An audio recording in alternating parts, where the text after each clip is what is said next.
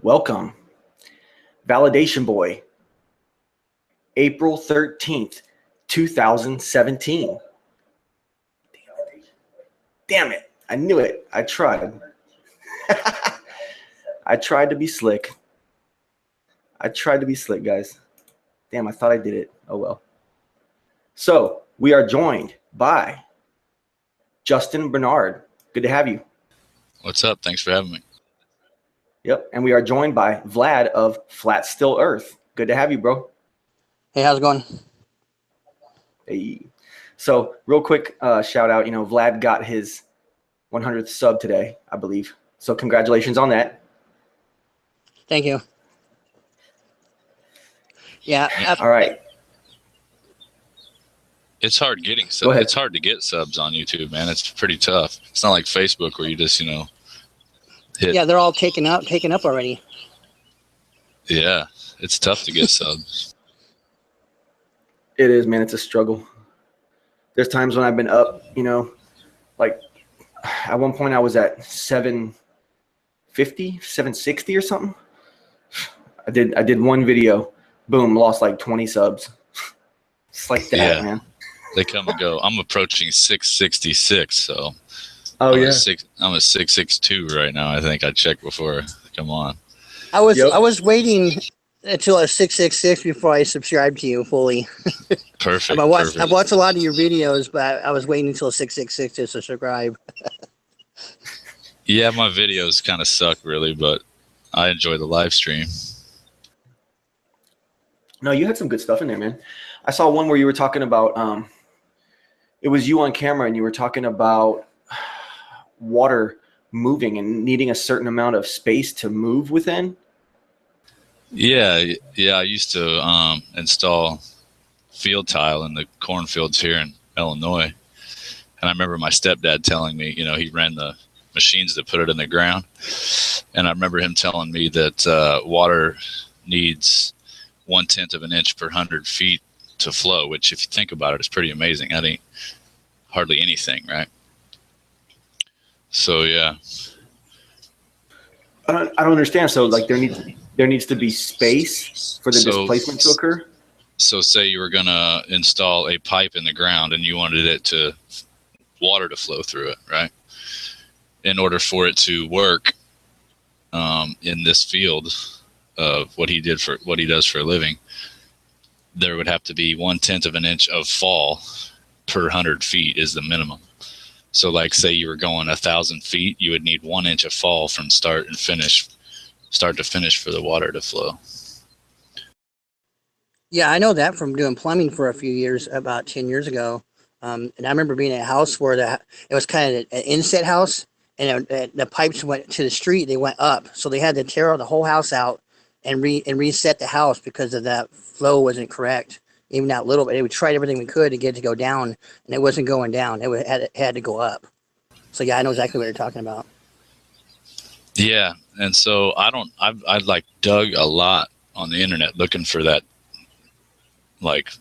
field of science or whatever, and it's really hard to find information on. But I don't know if that's like the minimum requirement. Some people say that that it's even more microscopic than that, but. So like we would pull up to a field and say this guy had a wet spot in the middle of the field in the cornfield, it's all muddy and the crops didn't grow there. You'd run a tile in the ground underneath that, and you'd hook it into either a drainage ditch or another tile that was already in the ground. So you'd have to take your grade stakes and strike a few spots out through the field to make sure you had enough, because the machine can only dig so deep. So it's just a little basic equation to see if the tile would work or not, So I don't know if water will flow with less than 1/10 of an inch of fall in 100 feet, but even at 1/10 of an inch in 100 feet, if you do that over a mile, it comes out to like rounded up, it's like 5.3 inches. So my thought back then was that if the earth was said to curve, 8 inches per mile, then water could not stick to the ball at that said rate because the minimum requirements for water to flow. But you know what? Over the years, VB, I've been looking at this for like 2 years, not so much anymore of late, but I've pretty much come to the conclusion that with the maps and everything, we're never going to really know, are we? That's what I've been saying for a while. I mean, but I don't think that that's necessarily such a bad thing, you know? No, it's not bad at all. Because in the end, even if we don't know, the fact that we're thinking about it, the fact that it's a possibility, there's a good potential that it is the reality, well, that affects the way we live our lives. And I think that's maybe even more important than the shape of the earth. Absolutely. It's a huge stepping stone as far as consciousness and free thinking goes, for sure. But the trap is, don't let it turn into a stumbling block. Like, don't get it stuck in it. And that goes for everything, you know, religion, you know, 9/11, whatever it is that you're looking into, use it as a stepping stone and don't make it a stumbling block. Yeah, exactly. I feel like flat earth is kind of just a catalyst for life change in everybody, because everyone who's heard of flat earth and really, you know, at least considered it, thought about it at least for more than 30 seconds, it will change your life. And usually for the better. I don't know of anyone who's had any negative. Well, I guess that gets to what you're saying. Don't let it be a stumbling block. Don't let it become a negative in your life, right? And who, I mean, I don't want to talk about any specific people, but like, there probably are a couple examples off the top of my head that some of the globers that I've known to hang around would say, oh yeah, look at what flat earth did to that guy's life, or look what flat earth has done to this guy's life, you know. But people that have those kind of issues have them anyways. The flat earth doesn't really, you know, have that much power over these people's lives for the negative. I just don't believe that. Yeah, and it seems like in the mainstream. Hang on one second. Yep. You want to run down the top 5, Vlad? Let me run down the top 5 real quick. In at number 1, Delhi, Ohio.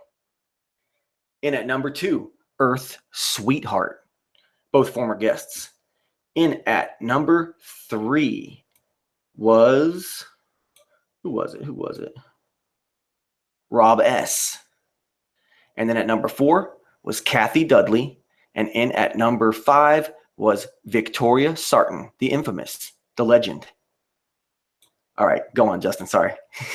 No, I forgot. I have a bad hard time keeping a train of thought. But I watched that whole interview with They Lie, and that was like one of the best hangouts I'd seen in a long time. That dude's cool. I forget his real name, but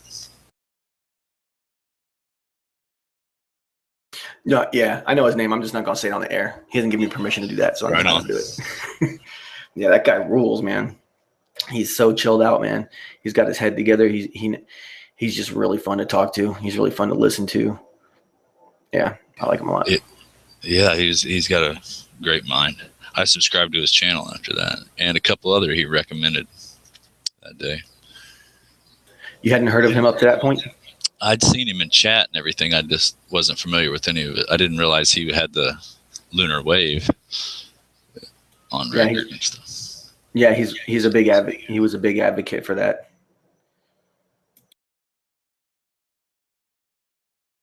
So Vlad, you there with us, bro?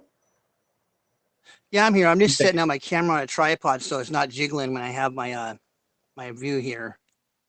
This is the sky, nothing special. Just something different than my logo I got. See, I'm here. Okay, cool. Did you guys see Event Skeptic's video yesterday with his simulation map that he released? I thought it was kind of interesting. He finally did put that out? I haven't seen it yet. Yeah. Oh, I haven't seen it. He's not been making too many friends, which, you know, that's his business, but definitely cool, the idea of the map. I mean, most people write it off as poppycock, the Pac-Man simulation thing, but I'll tell you what, I've been leaning a little bit more towards that, just for the simple fact that, like Antonio's research is showing that, you know, timeanddate.com is off almost every time. So I mean, that tells me that the globe is definitely flawed as a map. What do you mean off? You haven't been watching any of Antonio's sun tracking? Like No. I don't know exactly. I don't pretend to understand how the science, but there's declination of true north, and they're checking in with FOAA. I think that's what it is. They Live probably knows a lot more about it than I do, but they haven't found one person whose solar noon matched up with FOAA, whatever that means, So I mean, but it wouldn't. And They Lie, Ohio, again, if you're listening, wouldn't solar noon be when the sun is directly across from the North Star? I had in Pillbox actually said that the other day. So if you have a he's got something in his backyard where he lined up some stones and whatnot. He calls it a stargate, but points at the North Star, and then solar noon is when the sun's in the highest in the sky, of course, but it's also should be directly in line with the North Star, is what he says, which I kind of like that idea. But so Well, I don't know how this time and date thing works, but supposedly it's off. I don't know. I mean, do you think there's a potential of it being thrown off by the fact that in America we do our whole daylight savings time, or do you think daylight savings time is meant to cover up something else? Maybe some other math that doesn't quite add up, so they play a little clock jump game. I'm not sure on that, but John LeBon in chat. What's up, JLB? Yeah, he joins us and he says, their solar noon doesn't match up with FOAA, whatever that means. What a joke. Well, I mean, I don't know if you, Justin, were claiming that proves anything. You were just saying that it's interesting, right? Yeah, of course. Like I said, Yeah, exactly. I've pretty much got out of this whole. I'm still in the topic, and I still check things out, live feeds and whatnot. But I don't sit around and thought all day like I used to. You know what I'm saying? Yeah, that's natural. That happens to everyone. I mean, yeah, I'm how many years into this really? My flat Earth honeymoon was 2012, 2013, where I was just obsessed with it and looking at it, thinking about it, letting it change my life for the better. That's how I spent those years. But yeah, it's interesting to me that JLB, I was simply pointing that out because obviously if their research is true, then they're having discrepancies with time and date or FOAA, whatever. I don't know. What do you conclude out of that, JLB? He probably, I don't know. I mean, I guess he hangs on to, I don't know if he claims anything, but. I can't exactly speak for him. But, we all know John LeBon says it's a geocentric stationary Earth, I believe. I'm pretty sure that's what he believes that we live on. Yeah, for sure. But yeah, so I look back at your channel, you've been on YouTube, what, 4 years or maybe even longer? I think I joined in 2009 or something like that. Oh, wow. That'd be 8 years. But I haven't made videos until Flat Earth came around.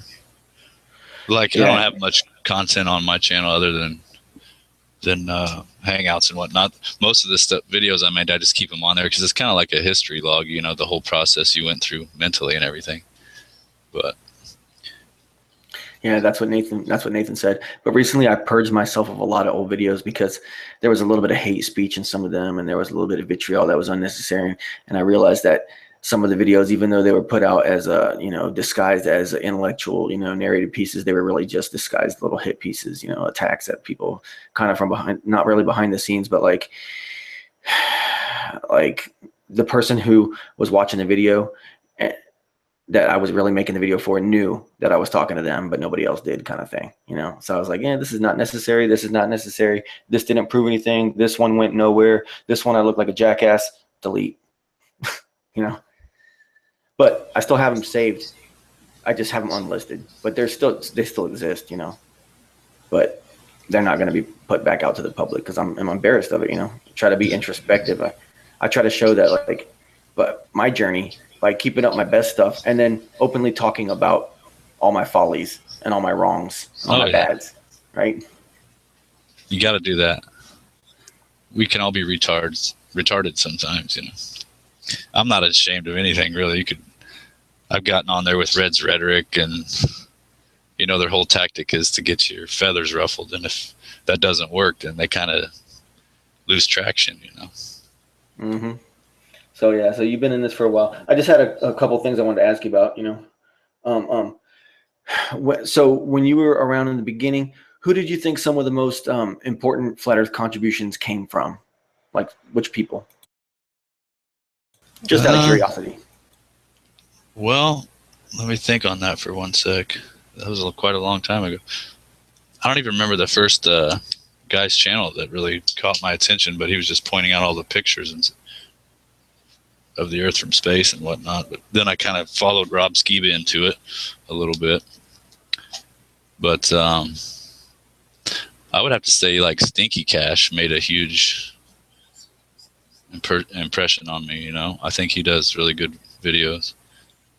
That guy you were watching might have been Learned of the Jesuit Order. Say that again.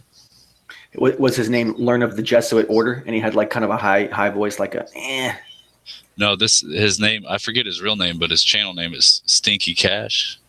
No, I'm not talking about Stinky Cash. I'm talking about the you said that there was someone who you had forgotten who they were, but they were. Oh, it might have been. I don't, like I said, I've looked for that video just so I could, you know, figure out which one it is that I first watched. But, you know, then I went into Mark Sargent's clues and all that. But yeah, Learn of the Jesuit Order is an anomaly. He was one of the first people out there really driving this stuff home and talking about it all the time and making tons of videos about it and repeating it and expanding it. And he was always showing the Earth, and he was entertaining to listen to. You know, he was funny. You know, and it was like if you got where he was coming from, it was really good. And he Barbie McGill says Lot Joe and Learn the Jesuit Order. Lot Joe and Stinky Cash are both good. Yeah. But see, Learn the Jesuit Order was driving it home. And then one day something happened and he took all of his videos down, man. And they were classics, man. Classic videos that so many people had seen and loved and talked about. And he was infamous. He just decided to change his tune and say, oh, NASA's real. ISS is real. I take everything down out of nowhere, inexplicably. He's known to have been hanging around again a little bit here and there, but it's a really unfortunate situation. But that guy, yeah, he was one of the first people out there, and alongside Max Malone. Remember Max Malone? Yeah. He just did that flight thing recently, right? Yeah. Yeah, I've fully accepted that, you know, we're never going to know for sure. You can make your own conclusions and come up with your own, you know, model or whatever, but it's kind of built into the matrix, if you ask me, that, you know, we can't know.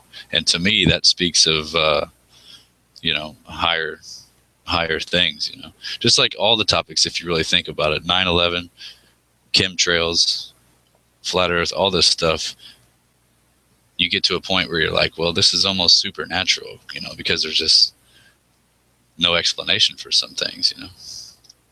So I know a lot of people avoid that going there.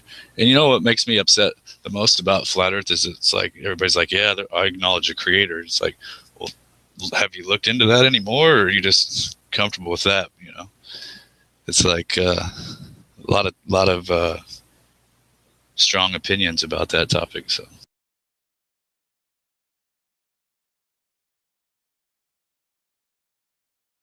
Yeah, definitely. We don't have to shy away from that at all, bro. I'll openly talk about this. Is that I was hoping we could kind of get to this. First, I wanted to go into like how you feel about like. I definitely want to get into the exact thing that you were just talking about. But as far how do you feel about that whole? Because I noticed you had some videos on it about the sky being made of water, possibly. you know, I really have never really considered that. I guess I should, but to me, like we have lights in the sky, you know, and I can't go any further than that. I mean, what's outside of this complex, I can only speculate. So I guess I have never really spoke on that or agreed or disagreed with it. But, you know, the lunar wave is one thing that makes people say that, right? And the solar luminescence or whatever it's called. But yeah. Yeah, I don't know. I don't know how you feel about how I say the sky doesn't like matter at all when it comes to the shape of the ground and stuff. Right. In reality, it doesn't. And that's why I feel like, you know, flat and stationary. But as far as like the sky goes, yeah, it's anybody's guess. What do you think about it? You think there might be a dome up there? I would think there would have to be, really. I mean, you know, but again, I don't claim to know anything, but I like P. Brain's analogy of the anti-crepuscular sun rays and how that ties in with the solar rotation of the rotation of the southern stars. That worked for me. Can you explain it a little bit to the listeners? Well, like we've all seen the sun rays play out through the clouds or whatever, right? Actually, Political Hillbilly filmed this before we even know what was going on. But if the sun's low enough in the setting, if the sun is setting low enough in the horizon, the rays will actually splay out, and if they continue over your head, once they go over your head, they actually converge back together on the opposite horizon. And I'd never seen that, but I seen P. Brain's video, and then ironically, 2 days later, Hillbilly filmed it out of his backyard before he even knew what was going on.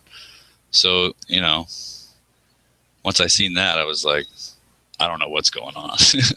Because if you think about it, the diverging sun rays coming at you from the setting sun going over the top of your head, and then they reverse and converge back to the opposite horizon. I got a video on my one of my playlists showing it, but once I seen that, I was like, who knows what's going on? But is this phenomenon independent of any kind of land features that might be going on? yeah, it's all in the sky. You've never seen it, BB? No, man, unfortunately, I feel like a slacker. There's a lot of stuff out there that I haven't actually seen yet. Let me see if I can grab it for you real quick. Stick it in the side chat. But yeah, I mean, just like JLB, I love the guy. He's actually subscribed to my channel at one point. Very open thinker, but he seems kind of religious right now when he's going at these topics. We're just shooting the breeze. I'm not trying to prove or convince anybody of anything. Oh, you're saying at the moment in chat right now? Yeah. So I'm gonna quit watching it so I don't get triggered. Nah, get triggered, bro. It's okay. I'm not even watching the chat right now, so I don't even care.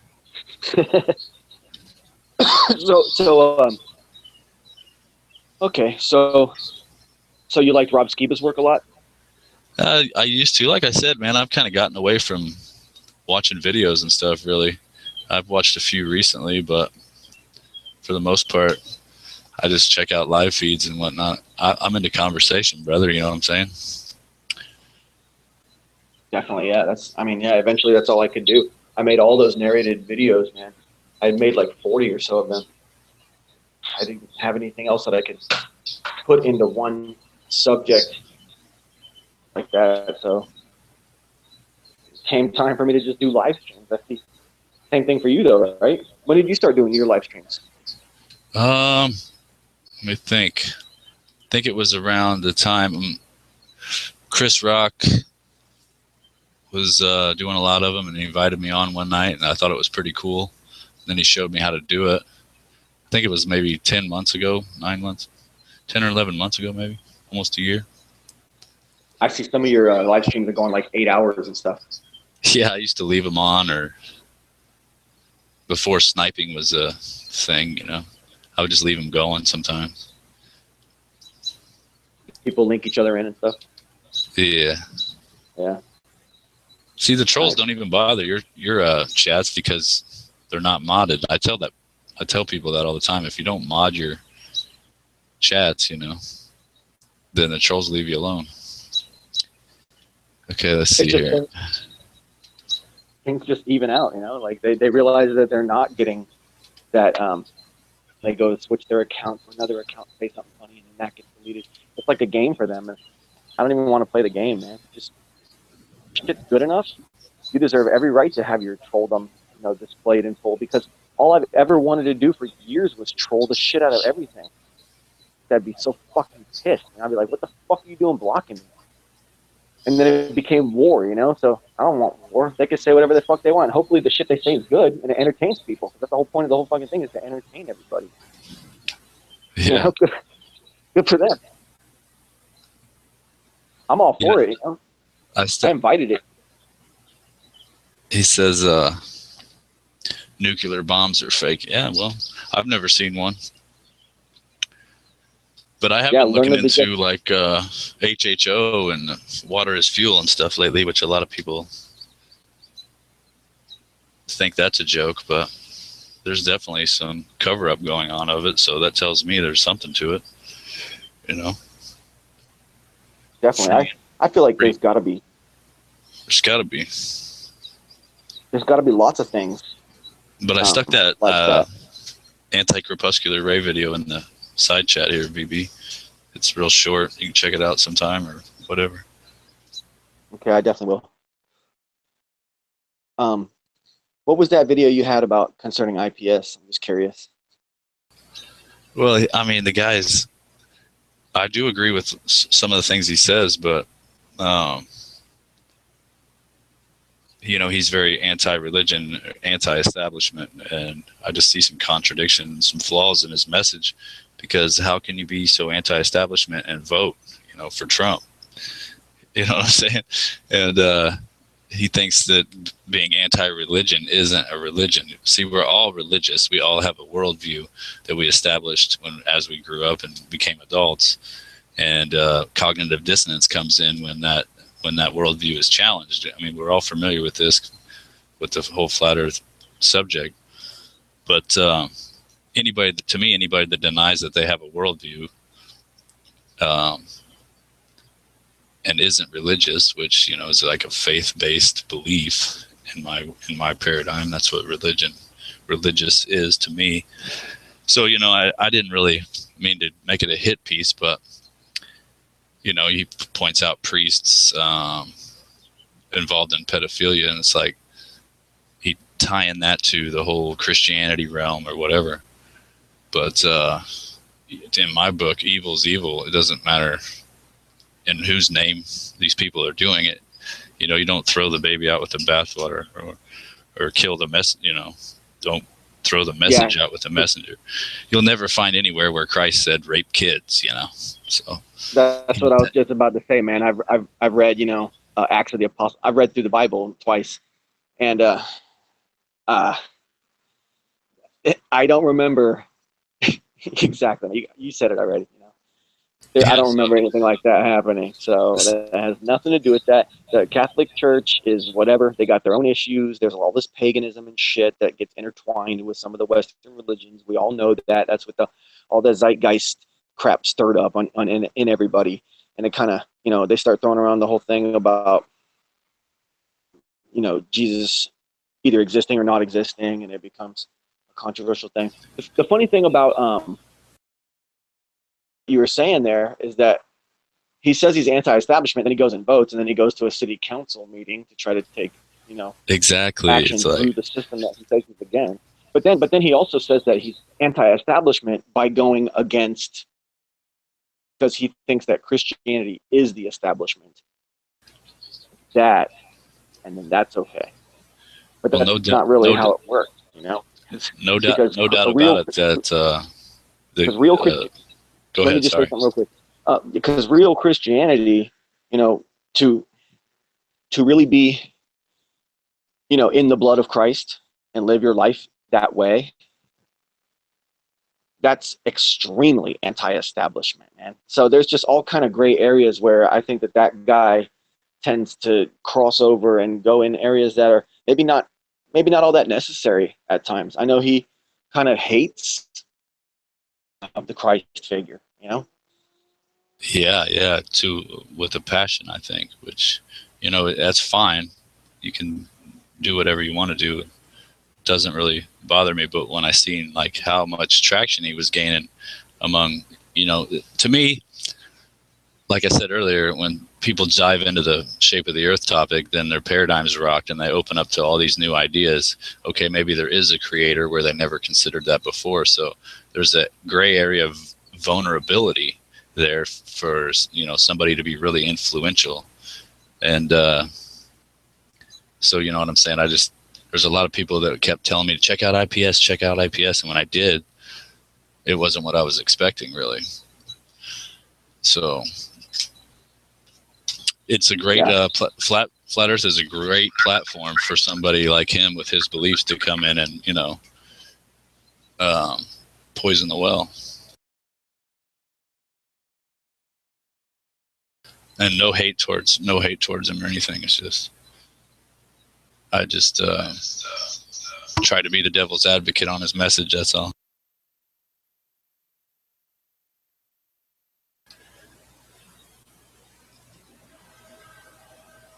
I do have one question for you, Justin, pertaining to the Bible. But that pertaining to the Bible, I'm just curious because I'm going through this myself. I'm just wondering if you have, or if anybody else has too. The whole thing with, we know a lot of stuff's being rewritten or false in our history. Is there anything? Do you just take the Bible for being the Word of God, or do you question any of it that may be altered to suit somebody's needs? Well, without a doubt, I think you'd be a fool not to consider that.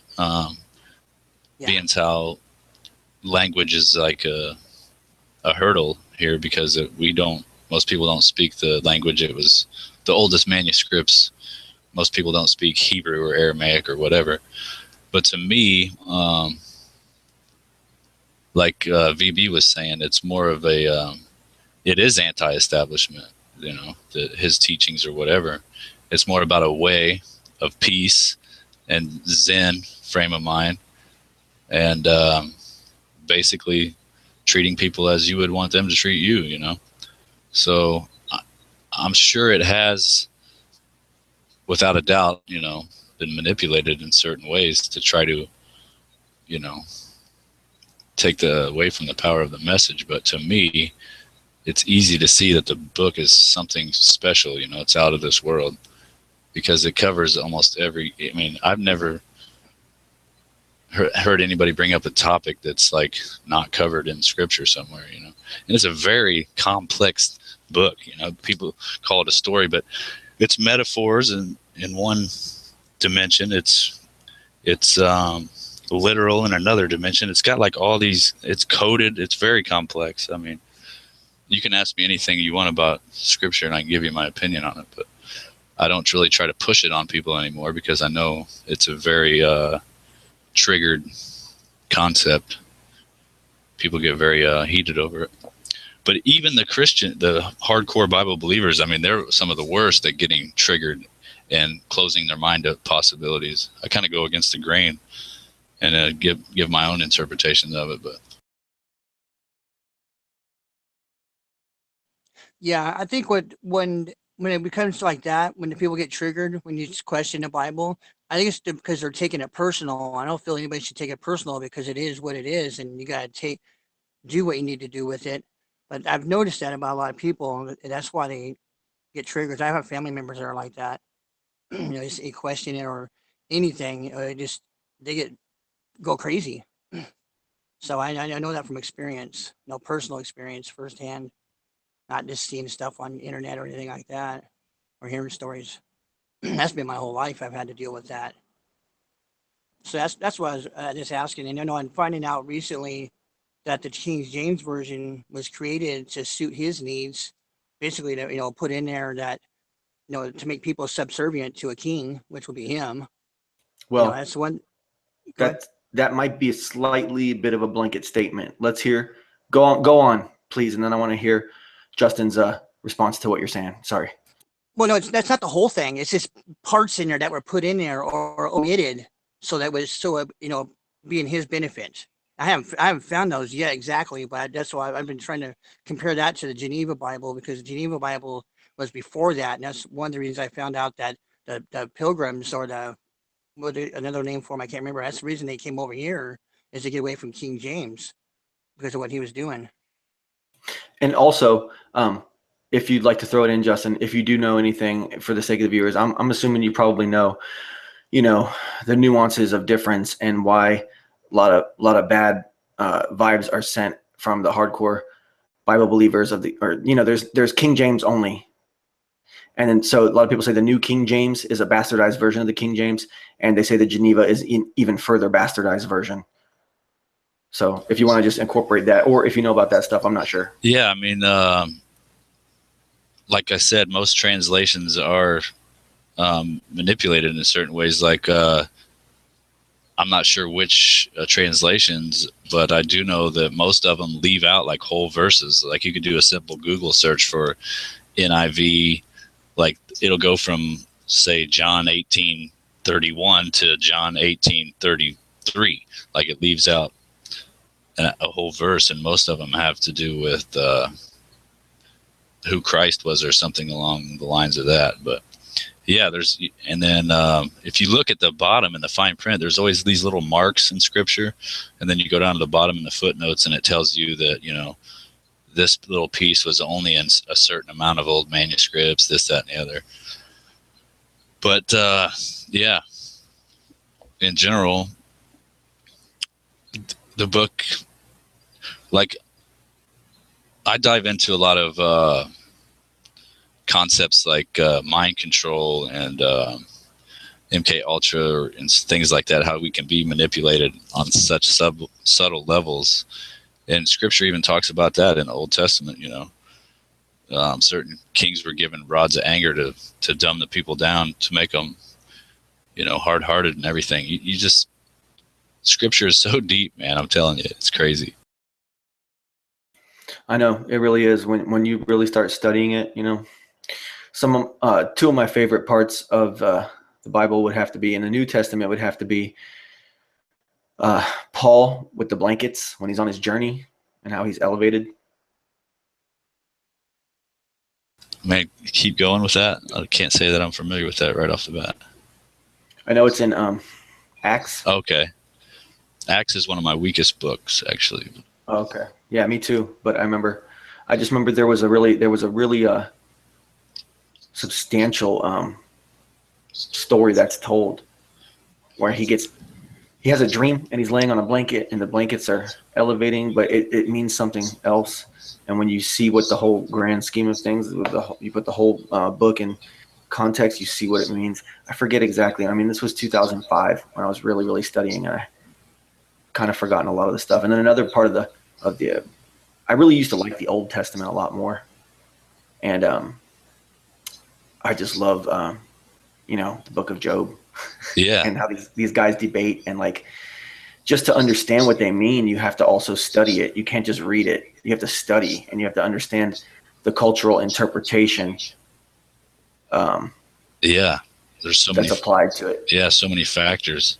I would say like the key to Scripture to me is like Genesis 3, Genesis 6, and Genesis 11, which is basically the garden, the fallen angels mating with the daughters of men, and then the Tower of Babel.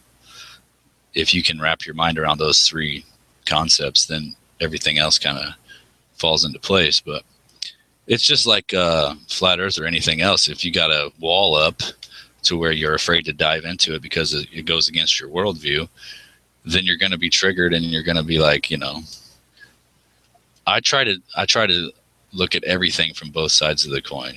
I want to hear I even take things over to that Earth discussion channel to see what they have to say about it, just so I can get the other side of the coin, because without that, you don't have a very balanced opinion of things, But yeah.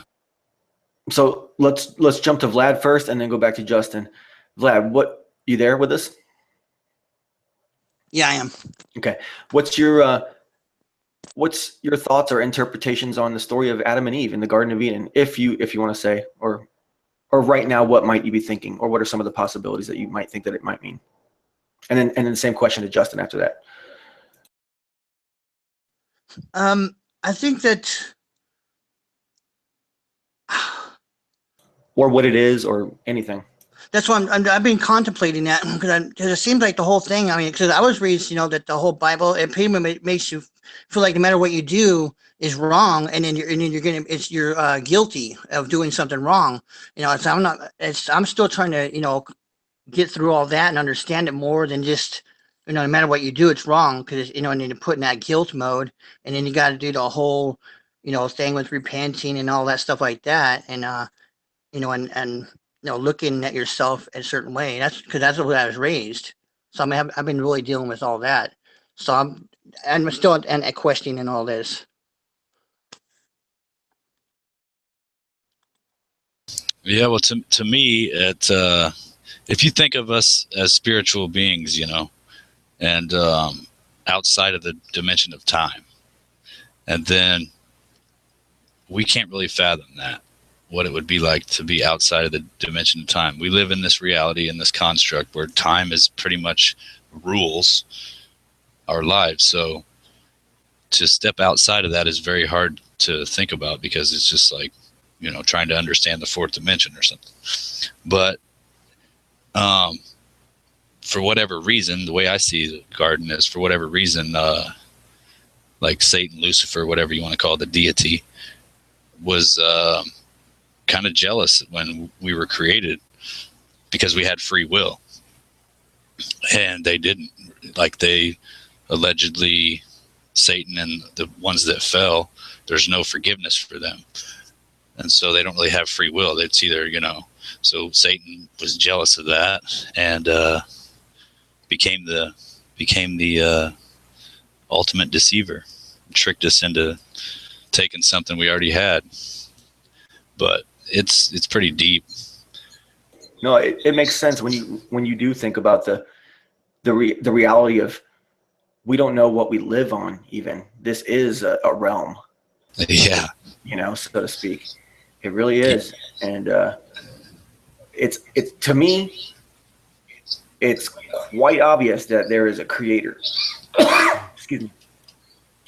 So, the only thing that over the years, little bits of research and stuff, the only thing that I've become concerned with the Bible is, the questionable nature of Jesus's existence. The fact that people have debated it so strongly on both sides. And if you want to go into it, feel free and take the floor on that. All right. Well, I will say this about it. So, VB, do you consider us like 3-part beings? Like we have a body, we have a soul, which is our personality or our conscience, and then we have a spirit, which is like the breath. I mean, if you think about that, and we were created in the Creator's image, then he would be a 3-part being as well. So he would have the Holy Spirit, which is his spirit. He would have God, the Creator, which is like the mind of God, consciousness or whatever, and then Christ would be the body, the actual tangible version.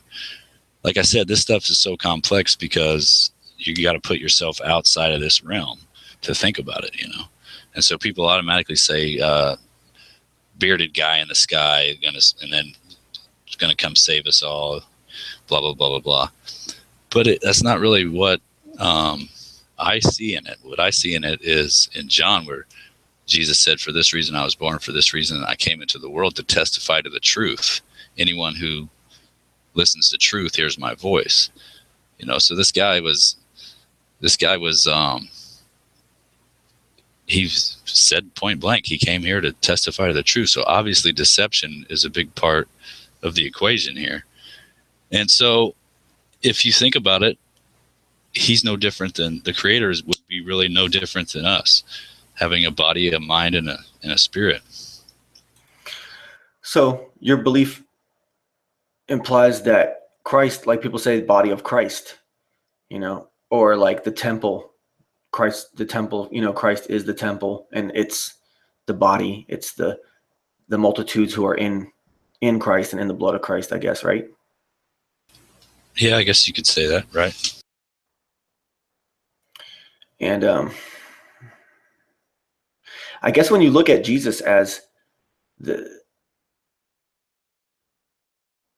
having all three of those aspects as well, right? It would have to, because it's the creator, but manifested into the physical form of flesh man, Christ, right? Yeah, which people see as, total hogwash. But then you must, if you believe in a creator and you believe in creation, then do you believe in the spirit, like, are we eternal, or do we die and go in the ground? You know what I mean?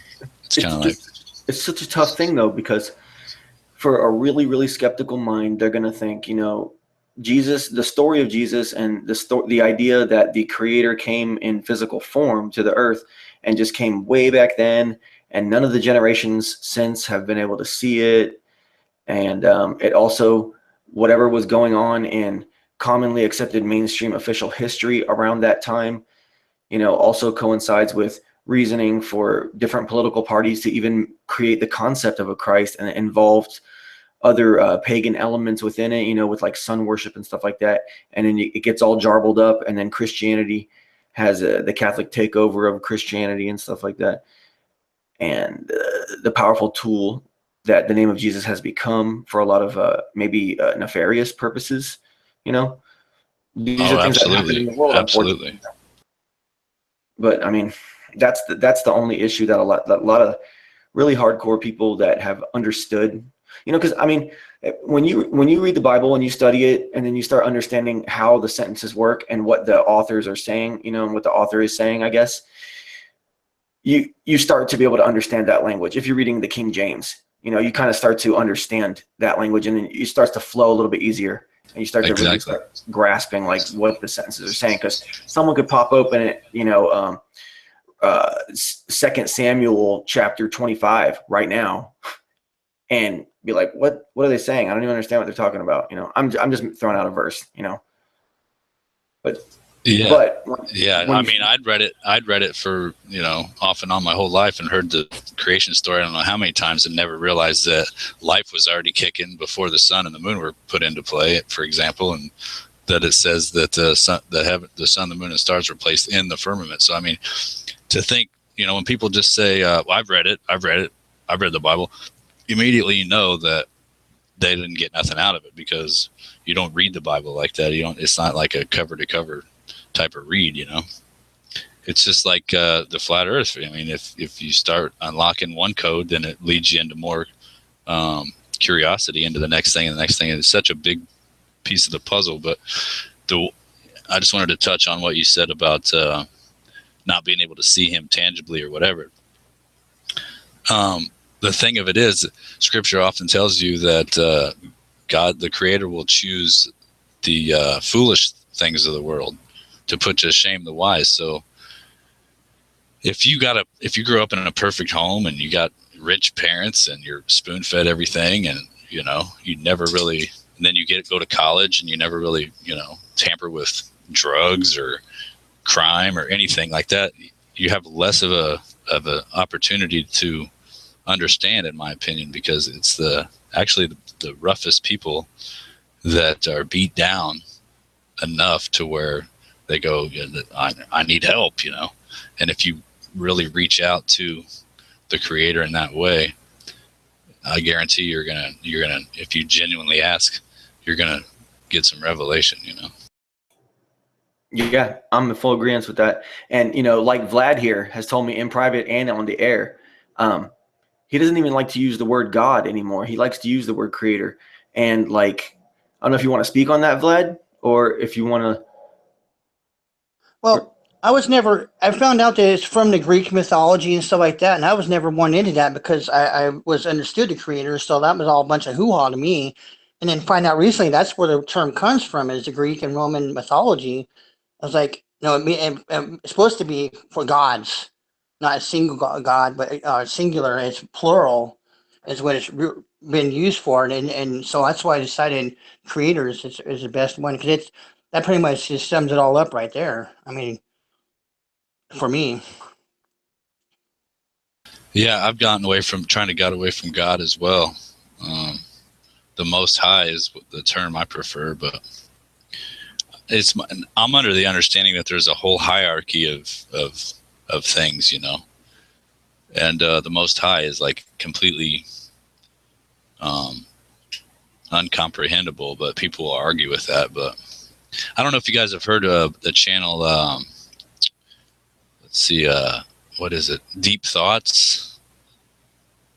He's only got like 1,500 subs, but I would recommend anybody to check it out. The channel is called Deep Thoughts Radio, I think. Guy from California who does podcasts on a bunch of different topics, and he likes to think about the creator. He disagrees with like you can't understand. He thinks that you can understand. And he really has some interesting concepts. But you know, it's just strange that so many people are coming to have no problem saying, yeah, there's obviously a creator, but then, like I said earlier, and maybe the timing is just not right, but I encourage everybody to, if you realize there's a creator, to look into who he is, and you know, in any way, shape, or form you want to approach that. I second Hey, that. I'm gonna call in a pizza real quick, so I'll be right back. Roger that. Roger that. What's going on, Vlad? Just enjoying the conversation. I also want to add to the with the spiritual thing. I think I think I mentioned it before. I feel that's what separates us from everything else. That because I feel everything has a soul, even plants and whatever. Anything living is a soul. What separates us from the rest of it is our spirit. You know, and then I think that's one of the reasons people get connected to animals because they're connecting with the soul part. You know, I've been told that the animals don't have spirits. Maybe they do. I don't know. I was always In, told that's what separates us from everything else is our spirit. in the in the Old Testament and the Jewish, or not Jewish, but in the ancient language, whatever, the Hebrew, it's the nemesh. It's the breath of life, and the Creator, like literally, breathes the life into the things that do have animate things Yeah, and free will, I guess. Like he breathes the nemesh into Adam's lungs. yeah. But it doesn't say he did that to anything else, right? Into the They were animals just too. so. I thought they were No, just so. no, the animals and the plants they got something like nemesha or something was breathed into them, but they didn't get but then humans got the nemesha and the nemesh and were special. Okay, yeah, that's on. So yeah, so we're on the same page with that. And And but it annoys me because everybody gets that mixed up, the spirit and the soul. It just annoys me knowing that. So it's when we refer when to their Justin was soul on, only. when Go Justin ahead. was on, did we get his take on what he thought the Adam and Eve was really about? I don't know if he hit on that specifically, but he talked about some other parts of that. I think would follow through with that. I think. Because I've always had a little off the wall little Okay, idea. what's your thoughts on that? My little off the wall idea is that maybe all the Adam and Eve stuff is true up to what the apple is, and maybe the apple. It's kind of a stretch, though. It's kind of a stretch. It's kind of a stretch, and it's kind of like coming from a bit of a rebellious standpoint. But the idea is that maybe the apple represents language, and language is what is the downfall of man. Language is what takes us from living in perfect harmony in the Creator's creation, like an animal would. Like, your cat living a good life, pretty much. Or, but then once you start having language and you Good start point. having, hello? That's a good point. Oh, yeah, yeah. Once you start having language, that's what changed everything. Exactly. Well, Everything. not only that, that's when we're just communicating with the animals, and you're supposed to be able to do that at least verbally. Correct? Wait, what do you mean? The serpent. What do you mean, though? Say it again. It's implied that Eve spoke to the serpent, like not, oh, I felt like the serpent's telling me to eat this, or challenged her. It was implied. My thought, it was implied that they were having a conversation. Yeah, And exactly. I thought they were under the impression. I thought they knew that they were above them, and they didn't have that kind of contact with them. Maybe the serpent was offering language. That's what I'm saying. So I can understand what you just said, because that's what them communicating with the serpent. That was it right there. I've been saying this for 10 years. Is language the downfall of man? Absolutely. I couldn't agree more. It's fucking crazy. Excuse my French. Pardon my French. I'll second that. Yeah. It is fucking crazy. I'll third that then. It's fucking crazy. Well, that's just it. If you think about the New World Order, VB, there's nothing really new about it. It's the same old world order. The story, quote unquote, the story goes, after the flood, we had one king, one language, and since we all spoke one language, whatever it was, it could have even been telepathic stuff or something. May not even have been speech, but anyway, we were so unified that anything that we imagined to do would be possible, and I believe that the Tower of Babel somehow was it wasn't just a tall building. This was some type of thing that could to reach into heaven, without death. And so the result of that was language, right? That's the way. So it is. That's the downfall of humanity, according to the scripture story. Because when we all spoke one language, man, we could pull off anything we wanted to, even getting into heaven without God or whatever, the Most High. That's what they're pushing right now. Yeah, so that's why the constant struggle for the powers that be is to get back to that, So for whatever reason, why they want to do that, I do not know. But that's what they want to achieve. Because to me, the elite with transhumanism and genetics and everything that they're involved in, they want to live forever in the flesh,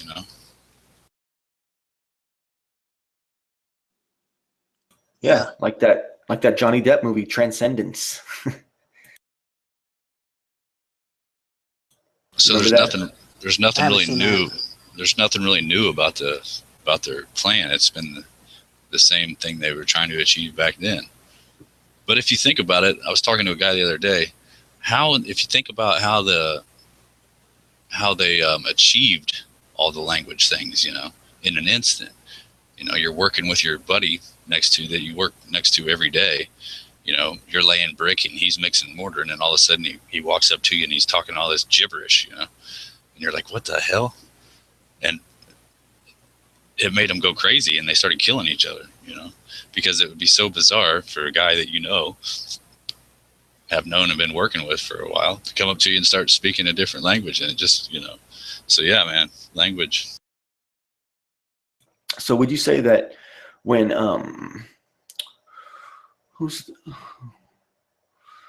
who was taken to the heavens by the Creator? Who was the great prophet? Was it Jeremiah, or was it? There was a couple. Enoch. Enoch was one. Then the one you're referring to, I think, is Elijah. Elijah was taken to the heavens, and he was taken through time. He transcended time. Yeah. Because he went to the fourth dimension with the Creator.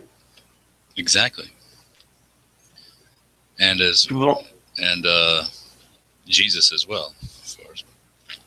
People don't get that about the Old Testament. It's filled with very intense ideas that once you really grasp it and you read it, it will blow your mind, and you'll be like, oh, so okay, after death there is an existence. You know what I'm saying? It literally speaks on every concept you can come up with in your mind. Here, real quick about that whole time thing. Transcending through time. maybe that's why they're trying to do the time travel, so they can be godlike. Absolutely, Or, because basically you're saying you're getting out of this realm. Hmm. or they want to give the illusion that they're at least doing it, and then they could play Yeah. games. They could play mind games. Yeah, I never believed any of that nonsense either. You know, I've Mandela been effect thinking, crap. yeah, I've been thinking it's possible because that's why Jesus says they ask him what the signs of the end times would be, and first he says, "Let no man deceive you." For one, which what do we got deception everywhere, and then he goes on to say, "As in the days of Noah." Well, the Tower of Babel is right after the days of. It is still in the days of Noah, actually, but you know, yeah. I think NASA's involved in. I don't think we're giving them enough credit. I think we've all figured out the facade they put on, but nobody really dives into what they are involved in, because obviously they are working for the powerhouse of the world, and they're obviously involved in some pretty high stuff, you know. What do you say to the idea that some people say that the Bible is all true and Satan or Lucifer or, you know, is the god of this realm? Well, yeah, they get that from him taking Jesus up on the mountain after he fasted for 40 days, and he tempted him. He said, "You see all the kingdoms of the earth, they've been given to me, and I can do with them as I wish." Well, most people see that as God gave him the authority over this world, but I see it a little differently. I see that we gave him the authority that he has, you know. I can agree. I can agree with that. That makes more sense. I'm telling you, man. You know, I've struggled with this concept. I had a video up one time. I think I even took it down, but it was questioning some parts of the Bible, you know, and mostly kind of questioning the New Testament, because I know how the two books tie in together, but historically they're written in different languages at different times in different places and directed at different groups of people. So some of the concepts in there they still make sense regardless of all that. It's still all perfect, so to say. It's perfect literature in itself, you know. At the very least, you know. So you've seen the thing about the pyramids under question. Have you seen that, VB?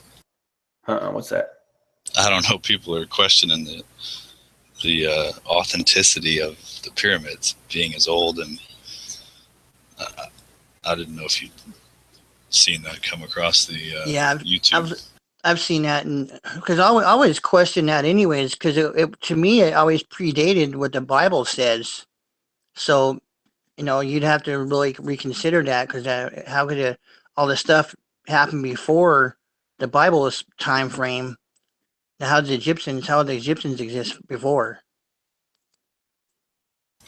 Right. From the years right. I'm aware of. So that I always question that, and then now it's like, oh, okay, now it makes sense. That's one of the reasons they stood up to the test of time, because they're not really that old. Yeah, I won't comment on that because I have no idea, but it's an interesting, because I was in the same train of thought, Vlad. Yeah, it's. I think Jaron brought light to it most recently, but it's been a thing that's been out there before, you know, here and there, but very rare, very deep, dark conspiracy to reach, you know. But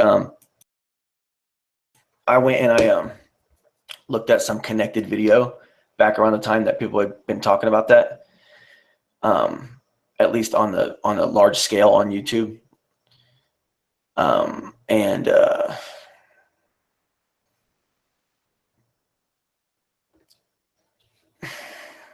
it kind of makes a lot of sense, because look at the construction, look at the ideas, look at, like, it could be a tourist trap, you know. Yeah, and they always try to portray us as stupid, you know, like we couldn't pull this off today. You know, it's always like portraying us as, you know, dumbed down. Man, there was something good I had to say about all this, but I fucking lost my train of thought, man. I noticed that. You saw it happen. You watched it fucking meltdown live. Hey, you're supposed to be writing this down. Don't you tell me to do that? I, I'm done with that part. I'm just fucking Oh, having a good time now. just I had a off couple the, of things that we already brushed on. them. Yeah. So Okay. VB, just on touching on what Vlad just said, it's like going into these talks. It's like sometimes you have all these great thoughts throughout the day. You know, like what am I going to say or what? And then you get on air and you're like all confused and stuff. Like what the heck? So I just try to approach it with just try to wing it, because I noticed that your mind is kind of, mine anyway, is really delicate on these things. Like if I approach it with any type of structure or plan or whatever, I get really anxiety and things like that, because I feel like I'm failing on what I was trying to do. So, but yeah, it's strange, these live feeds. Sometimes everything will just click, and then other times it's like a big mess of confusion, Well, I like to keep things at a super slow pace in my thing because it fills up more time, and it also allows people the freedom to like really materialize their thoughts. Because me personally, I've always had a problem where, I'll want to say something, but I want to say it the right way. So there'll be like big, long pauses, or sometimes it just, the words just won't come out. There's nothing you can do because it's just not operating at that level at that moment. And I've had plenty of meltdowns when I've had opportunities to say things, in shows and stuff. And I think that sucks. And I feel like it's like my little platform here is so dark and in the corner, in the deep dark corner. I don't even put Flat Earth in the title. It's just my weird ass channel name and the fact that I'm having a live show and it's black. When you look at the thumbnail, like it's like I'm not trying to be fucking flashy, Obviously, Look yeah. at me, I'm a big flat earther, or something. So Yeah, I mean, just the words "flat Earth" is just mind blowing. I did a little thing with my girlfriend and her friend the other day. I was like, "Who do you think can get more live viewers on this channel with no subscribers?" I think they had like 3 subscribers when we were at his house. And I'm like, "You care if we go live or whatever?" And I said, "I can title it Flat Earth, and I could get more viewers than you can get from saying like ass and titties or something," And yeah. it proved to be right. Damn. It's crazy. That's mind blowing right there. Yeah. So yeah, it just shows there's an interest in. How much how much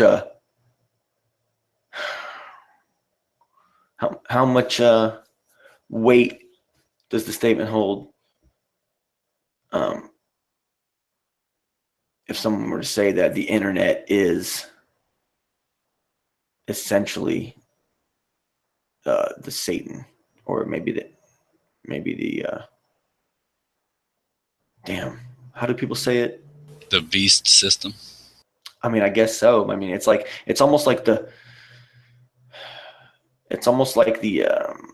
have you wrapped up because they got your time down. They know what you're doing. They know you have to work X number of hours to earn X number of dollars so you can pay for X number of bills that they already know. So they know they have your time and their energy locked down. And then so when they want to get their final fingers to just reach into your skull, that's what the internet is. It's like you allowing them in a weird way.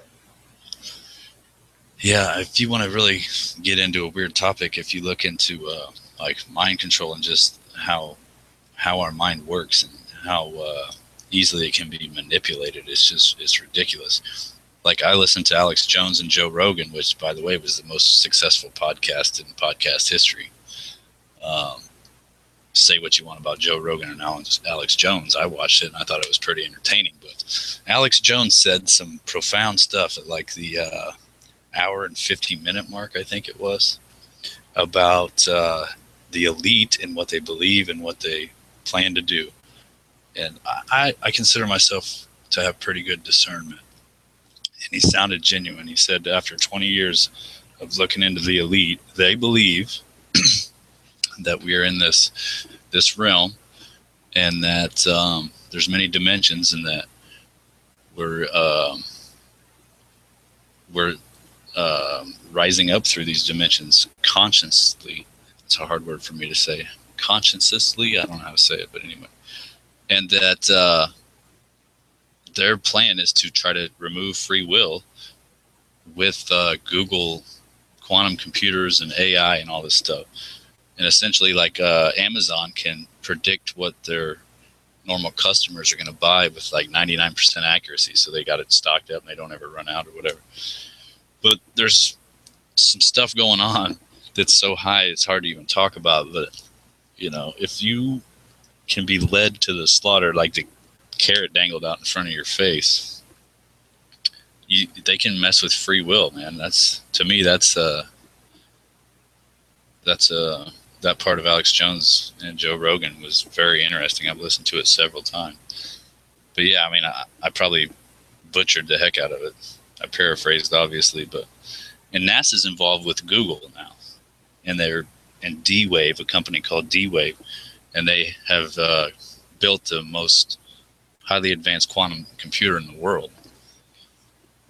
And it's a black cube too, ironically. Are you familiar with that, VB? I mean, I'm familiar with the ideas of the black cubes, but not specifically this instance. Or Vlad. I've seen Vlad was getting ready to comment on that. Yeah, I'm a little bit aware of it. I'm not really too much knowledge on that. I wanted to touch on before. Well, I have it written down on the whole internet thing, which I just freaked out right now because isn't we were warned not to eat from the knowledge of the tree of knowledge of good and evil, right? Now, what's the internet doing for us? It's giving us knowledge. So what if today's forbidden fruit is the internet? You know, to me, a lot of people criticize this way of thinking, but I kind of have the dualistic way of thinking where anything could be used for good and anything could be used for bad. You know, it's pretty much intent. Oh, I agree with that. But the thing is that we weren't supposed. I don't think we were supposed to know, or at least Adam and Eve weren't supposed to know the difference between the two. That was the whole point of not eating from it, because as soon as they did, they knew. Yeah, they were naked. They realized they were naked. Yeah, so that's why I'm just like blown away by that right now. I never really thought about that concept until right now. About the internet being a modern day forbidden fruit. Yeah, I mean, I don't think you can take the forbidden fruit and just like transplant it to any time. Then you get into a real tricky gray area right there. Well, yeah, I just thought of that right now. I just kind of idea. Yeah, it just shows you how easily our mind can be tricked and manipulated, because they already had everything. They were in paradise. They had everything, and they had one rule. You know, don't eat from that tree. And metaphorically or literally, or however you want to look at it, the serpent, which is Nakash in the Hebrew, which is a very interesting word to look into. It's the only place it's mentioned, and it basically means a shining, bright, illuminated, green, bronzy reptilian / deceiver, basically, is what you get out of it, according to Michael Heiser, who's like Logos Bible Software, who portrays the Hebrew construct of the earth as a flat, still plane underneath a firmament and all that stuff, but he still believes in the globe, which is funny. But yeah, that we already had everything. And so the trick was he asked Eve a question. He induced doubt. That's what the enemy does. Anytime doubt comes into your mind, it's like, did God really say you shall die? No, you will not die. You will become like us as gods and knowing good from evil. You know, free will, man. It's all free will. Yep. So are you saying that by them knowing between good and evil, they lost free will at that point, and that before that point, before them knowing what was right and wrong, anything goes, they kind of had like animal status, so it was a paradise, and no matter what happened, it didn't matter because it was just like paradise, and I don't see how that works. Well, the way I see it, you had no fear, you had no death, you had no pain, you had no sorrow, you had no anxiety, depression, you had none of that stuff. But as a result of that choice, because free will was always in the equation. It says you can eat from any tree, just don't eat from this one, because if you do, you shall die. You know. And then the snake told the serpent told him that he told him 3 lies actually. He said he induced doubt, and then he said you will not surely die. Your eyes will be open, and you will know good from evil. So basically, they didn't have any death.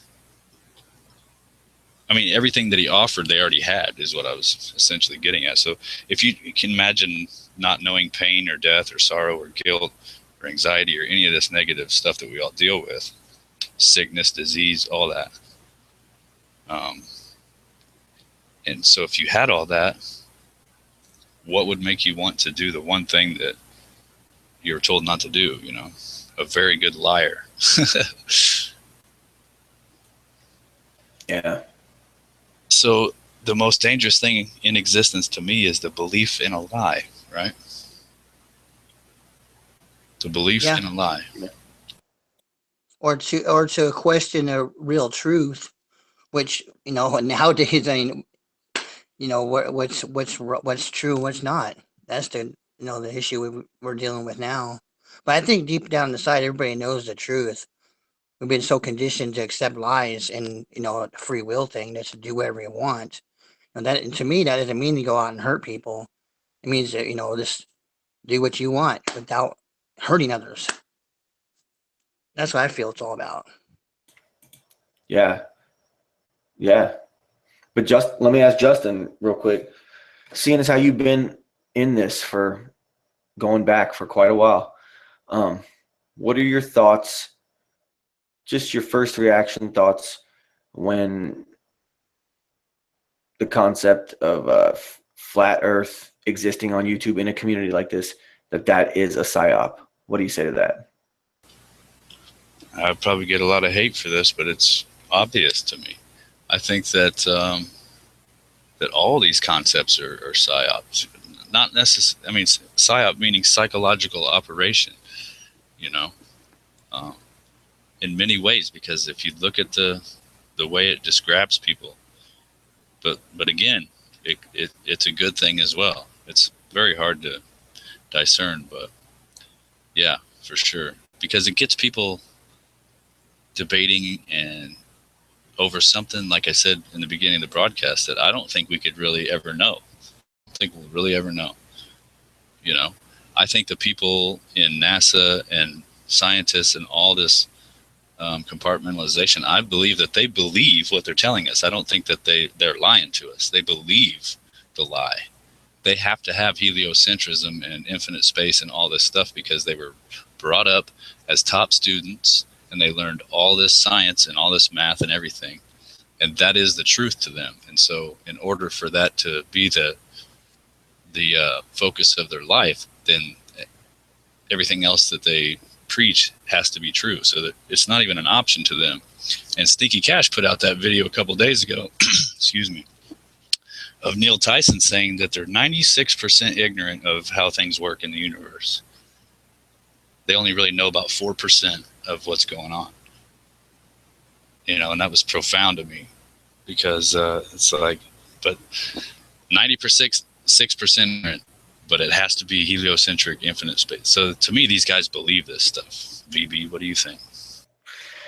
Yeah, I just, the one thing that always, or that's been screwing with me since before even flat earth, you know, was the whole corkscrew concept and the idea that we're supposed to be following the sun in this corkscrew pattern, getting dragged along by the sun, which is getting dragged along by something even bigger than it.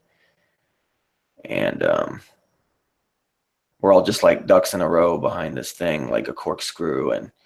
And somehow the night sky just consistently lines up year after year. And that's why we have these things, these pyramids and these obelisks and these other wonders of the ancient world and all this crap, you know, the Stonehenges and stuff. And even the ley lines and stuff. I just, maybe it all ties in. You know, there was that thing a year and a half ago where someone decided to put out the AE map, basically, or maybe a Gleason's or something. maybe, and then they did the ley lines over that, or the, what are they called? The ley lines, right? The special lines, like they talk like Rosslyn Chapel and all that crap. Yeah, I think that's ley lines. Yeah, and then they, when they laid it out over that map, it made this crazy symbol. Did you see that? I probably did, but it's not ringing a bell right off the top. Like the flower shapes and all that, or no? I don't know. Yeah. Oh, okay. I think I know what you're talking about. Where Washington D.C. connected with the Vatican on all that stuff. Is that what you're talking about? Yeah. Yeah. It's been a long time, but yeah, I vaguely remember that. Yeah, because like I've seen globe projections of the ley lines, and it's, you know, whatever.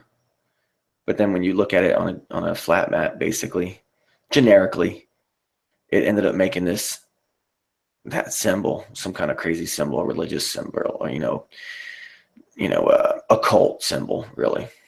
But when you think about it, you know, some of the occult, some of the pagan stuff, it does get unfairly tied in. Well, I don't know if it's unfairly. It really, if pagan stuff really is from a materialist mindset, and it really is about worship and sacrifice of the flesh. So I can't really tie that in with like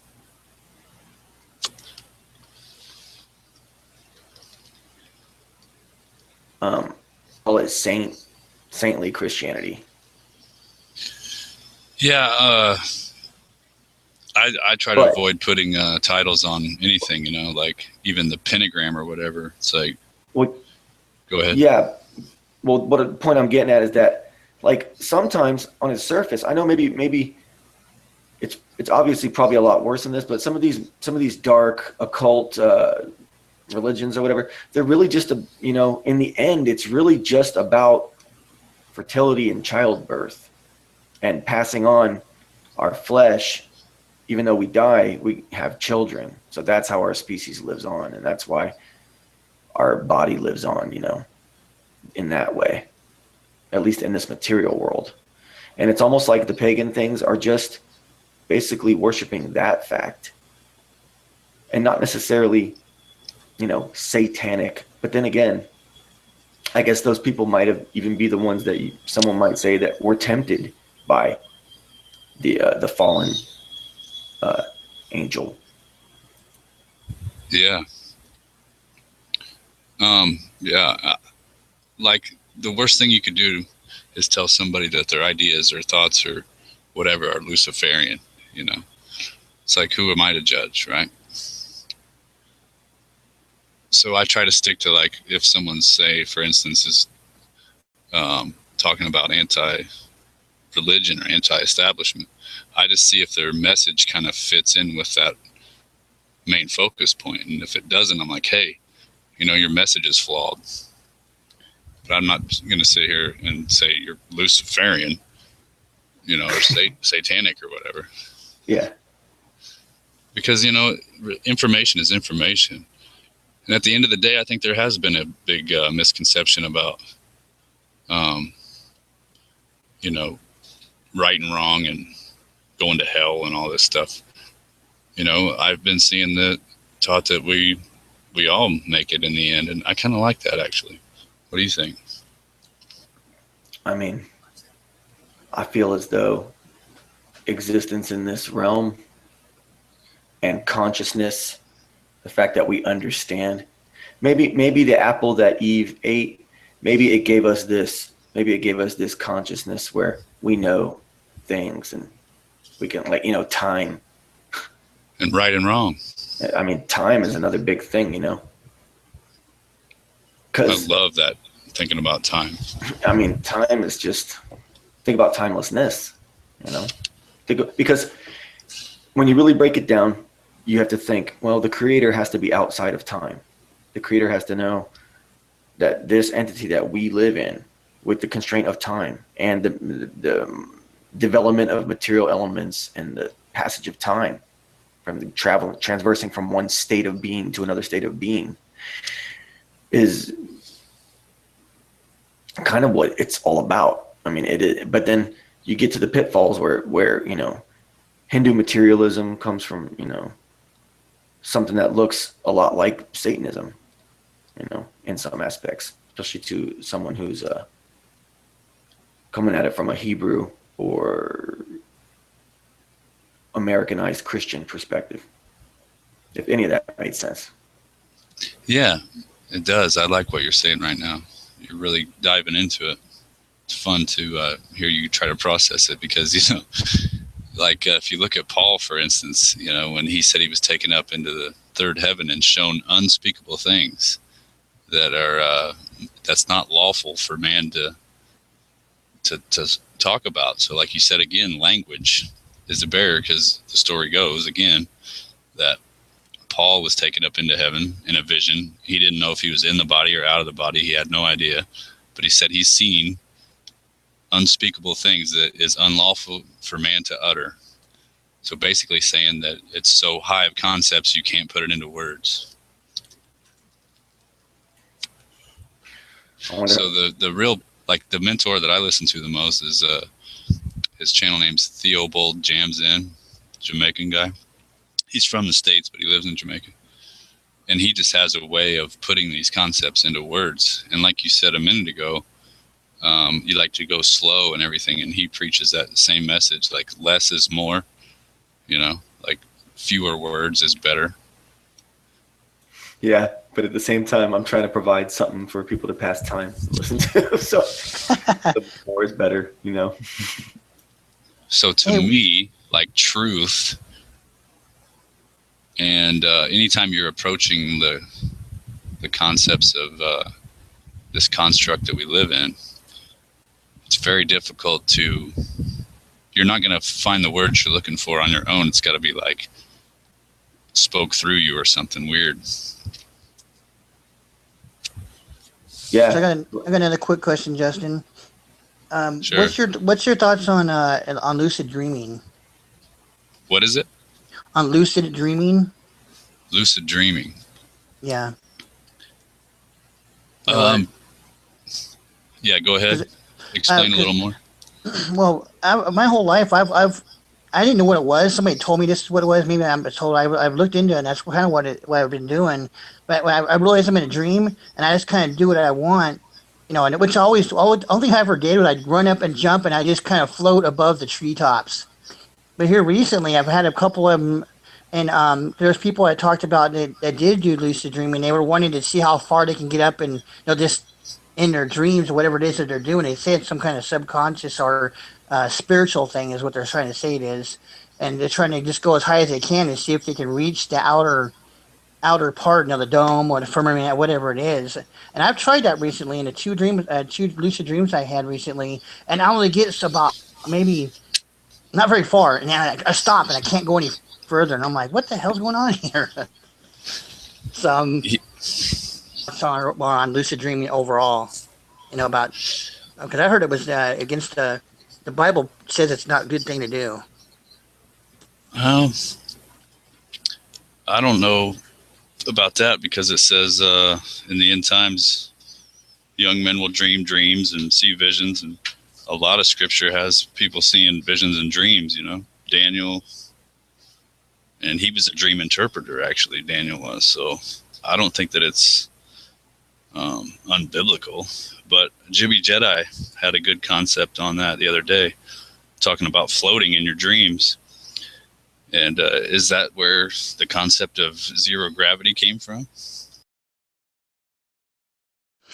I don't know, maybe so. I never knew what I was doing. I just recently found out that it's lucid dreaming is what I was doing. So maybe so, the zero gravity. That's interesting.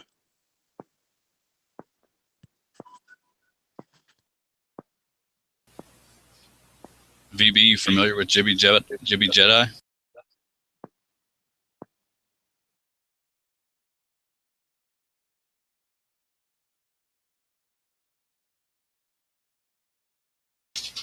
You guys still there, or did my computer freeze up?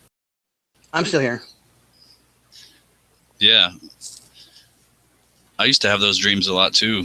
I haven't had one in a long time, but that and water. Like I would come up over a hill in a car and there'd be this huge body of water. There's another reoccurring one, and I had a lot of tornado dreams too. Check this out. This is me and my sister. One of my sisters have been talking about this because she's really into the flat Earth stuff. We know how in the Bible it talks about how in the beginning part it says the waters were separated from the waters, and that's the firmament. So that means on the top or the top and bottom, which I feel on the other side of, I think it's an electromagnetic barrier. If it makes a dome or whatever, the firmament, it's not something physical. It's electromagnetic holding the waters back, right? Because it talks about in the Noah the opening the gates, and then the water comes in. Yeah, that's something windows okay, of now, heaven, right? Yeah. Okay. Now, my thought, man, me and my sister, like, we looked at each other and like, so I got goosebumps right now. But I always talked about the flying angels. Now, people seeing flying angels. Now, what if they're not really flying? They're actually swimming when people had seen them, when they looked in the sky and seen them, they were actually in the waters on the other side of the firmament, looking onto Earth.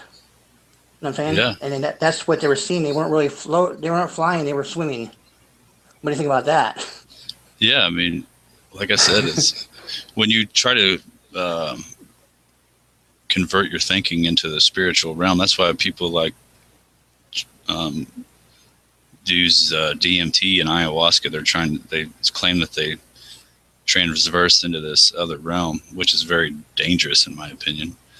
But yeah, man, I mean, the whole concept of it is really, really complicated and can really get your mind in a twist, you know. But speaking of goosebumps and stuff, it's when something clicks like that, you know, it's pretty exciting. Oh yeah, it sure is. Because even I'm trying to find pictures of that. I thought it was the Sistine Chapel that has that. No, it has a dome, or it's somewhere it has dome, and it shows the angels flying around. So I was kind of blown away because I thought that's the firmament, or represents the firmament, and the angels are actually on the other side. That's right now. I was trying to look for that. I can't find it anywhere now. Oh, as far as the you're talking about the Vatican paintings and stuff, or Yeah, this Sistine Chapel or wherever there's and I don't think was it that one that had the dome? I think it does, but that's not the one I thought it was that had the angels kind of like flying around. But yeah. I just looked for that right now and I couldn't. It's not on there.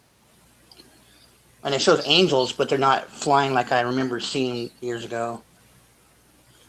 So, Vlad, are you familiar with the whole craters on the moon topic? Like how they're all perfectly round? Yeah, and how there's no way in hell that meteors hit that and created, because they would have the sides. Yeah, I've been looking into that too. That's really mind blowing to think about. Like, why didn't anybody ever think of that before? Because the direct shot would have to be through the Earth or from the Earth view to be able to hit it face on. Yeah. Mm-hmm. Yeah, perfectly adjacent 90-degree angles. Yeah. So that I'm very familiar with. So yeah, I mean, to me, everything in the sky is not tangible. It's extra dimensional. Who knows what it is, you know? Yeah. But That's pretty crazy. If you look into like NASA, you know, we were always told that they tell us what they're doing in plain sight through movies or music or whatever, right? Yeah. So why haven't we applied that to NASA and they've got to be showing us what they're doing in plain sight, because that's like the rule of the cosmos, right? Oh yeah, so yeah. I was looking into that, and they actually talk about these things they call X points, where they claim the Earth's magnetic field is connected with wormholes or portals or whatever to the sun's magnetic field, you know, and that these things open and close so randomly. You would have to have some type of genius mathematician to get the timing down or whatever. But what if they're using the quantum computers that they've built with D-Wave to figure out when these points open and they actually are traveling to Mars and Venus and all these places, but not in the tangible realm, just the thought. But, and that Future Is Now document, are you familiar with that? It wasn't really a document. It was like a PowerPoint. It's been kicked around here and there. I haven't seen that reference to that name. You'd have to tell me more about it, and if I've seen it, what it talks about. Yeah, if you just do a Google search and type in NASA, the Future Is Now, you can get the PDF. And basically, it's just a PowerPoint, PowerPoint thing, but they're involved in some high tech stuff. In my opinion, they're involved in stuff that we can't even fathom. And so, that's the whole trick, is to keep us thinking that they're going to Mars and Saturn and Jupiter in the tangible terra firma construct. But as we all know, that's probably complete hogwash. But what if they're telling us that because they actually are achieving that through some type of interdimensional thing that we don't understand, I was just going to mention that a friend of my dad's, he just recently passed away, but when I met him 98, 97, 98, I met him. So that's almost 20 years ago. When I first met this guy, he told me about stuff like that the military is all involved in. That's where we got all our technology from in the 40s and 50s, because they talked about interdimensional beings, which people are saying are aliens. So I've been aware of that for 20 years. Yeah. And that's so they've been having communications with these beings since the 50s. Yeah, probably the 40s. Then you guys had the technology explosion. Yep. You guys hear me? He's telling me. Yeah. Yep. Yeah. Check, So check. what? 1, 2, 3. So what if the moon is really just like the bottom of what's left of the Tower of Babel that was ripped up from the earth? I wouldn't rule anything out, Well, the only thing about that is if we believe anything about, or if you take the Bible for what it says, it is its own light source. So I guess that wouldn't apply, because it does say it's put the bright light, which is the sun, and then the lower light for night, which would be the moon. So that was before the Tower of Babel. Justin, would you concur with that? Oh yeah, I mean, it says it's the things in the sky are for signs and for seasons. And so it's basically a clock and also like a billboard, There's always talks about the look to the sky for the sun and the moon. There'll be signs in the heavens, and that these things will fall to the earth. But going back to what Vlad just said about this technology explosion from supposedly contact with these interdimensional beings, aliens, whatever you want to call them. So if the planets, quote unquote, are the highest form of these interdimensional beings, of course they would be wanting to go there, right? And they get the whole world's free will support to go to these places in the name of science and exploration. Right? Yep. So Yep. It makes perfect sense to me.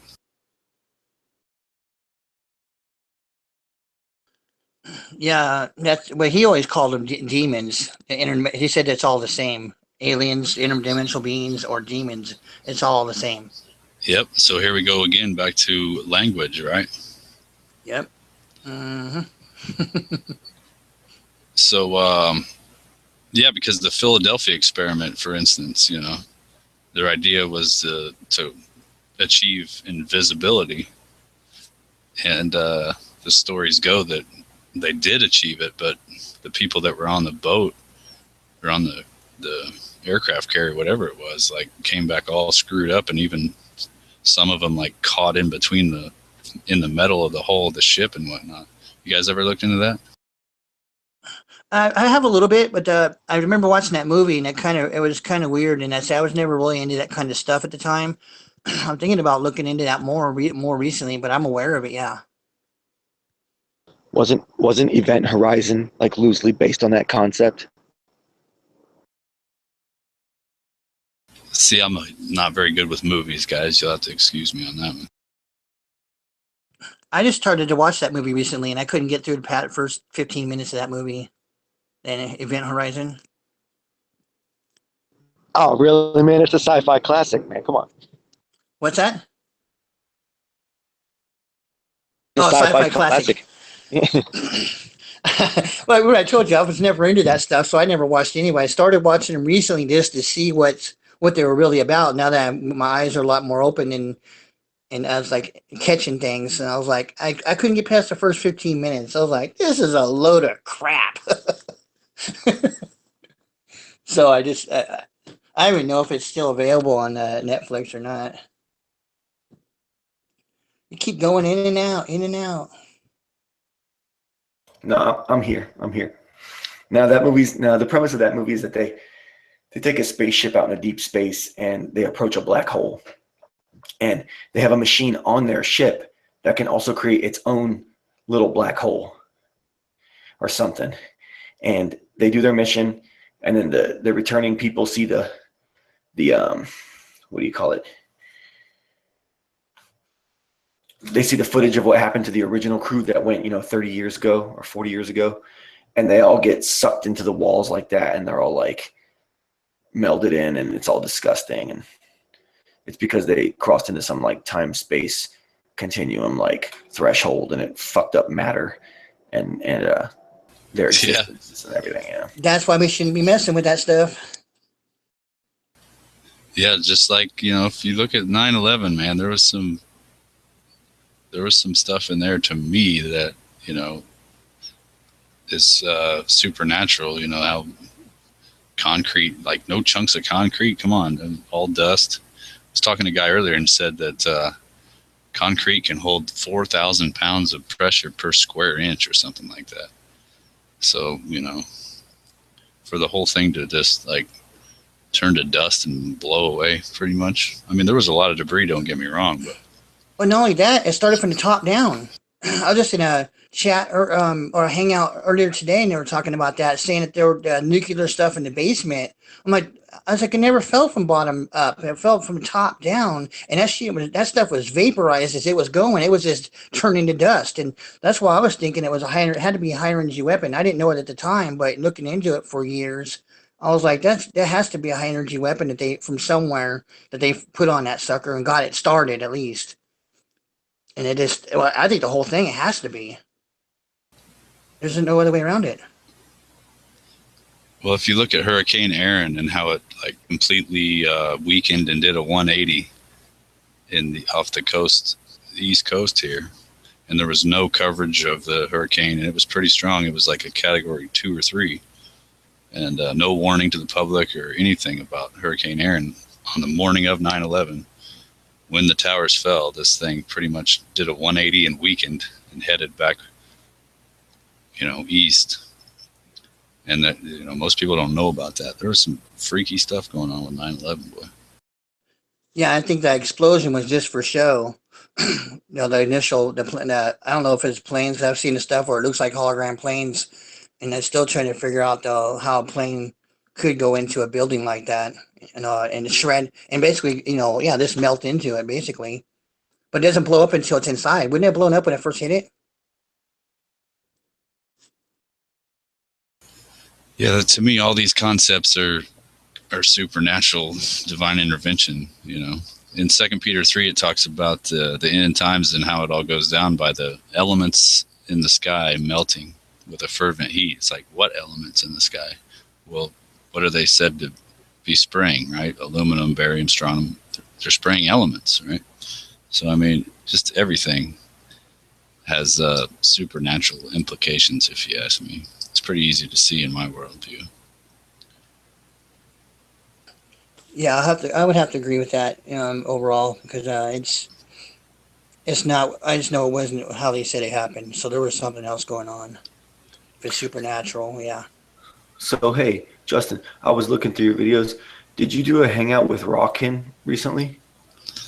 Not recently. I tried to get. But that was a while ago. I tried to get Rockin' on there. I don't know I can't remember if he came on for a minute or not, but. What was the gist of that episode? If you remember. Shoot, man, I can't remember.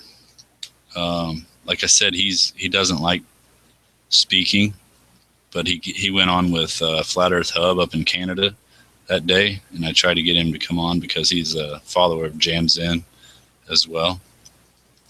And that guy's super intelligent as well. I like rocking.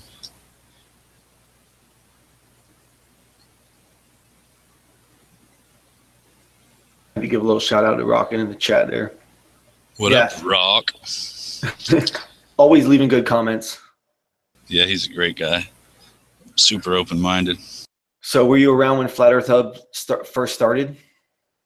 Yeah, yep. Yeah. Oh, we lost Vlad. Come back in here, Vlad. But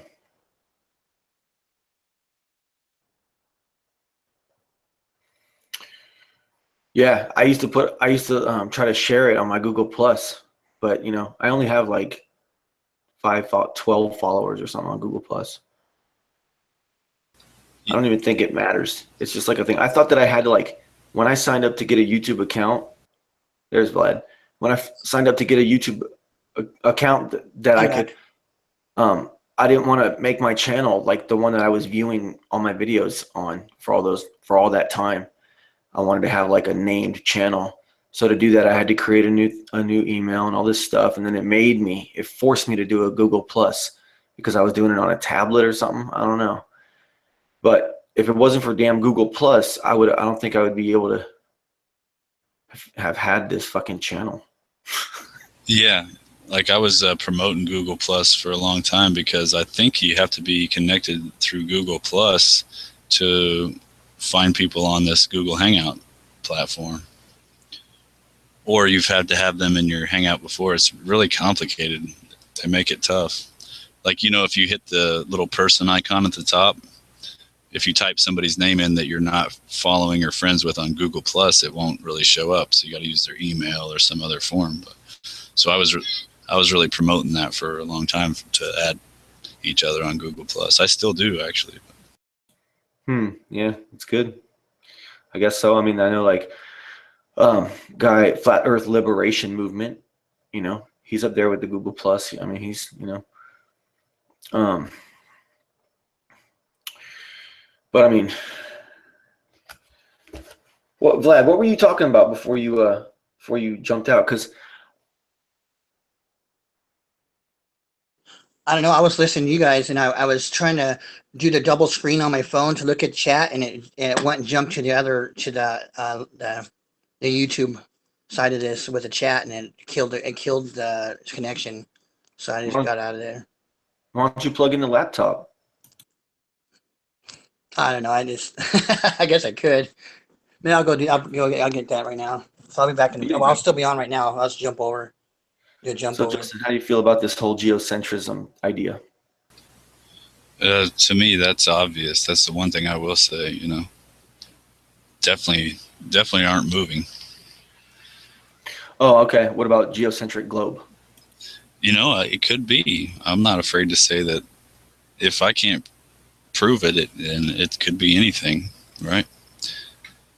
I don't see it that way because of water, but I guess anything's possible. I've heavily leaned towards the flat plane, but like. What about a subtle bulge? Say that again. What about like a subtle bulge? Yeah, and then at the end, like dished up, you know, like that one map. Yeah, I mean that could be very possible. That's what I liked about Eli, Ohio. He's like studies the sky and everything, and he still holds on to the sphere. I think he said because of what was it? The solar.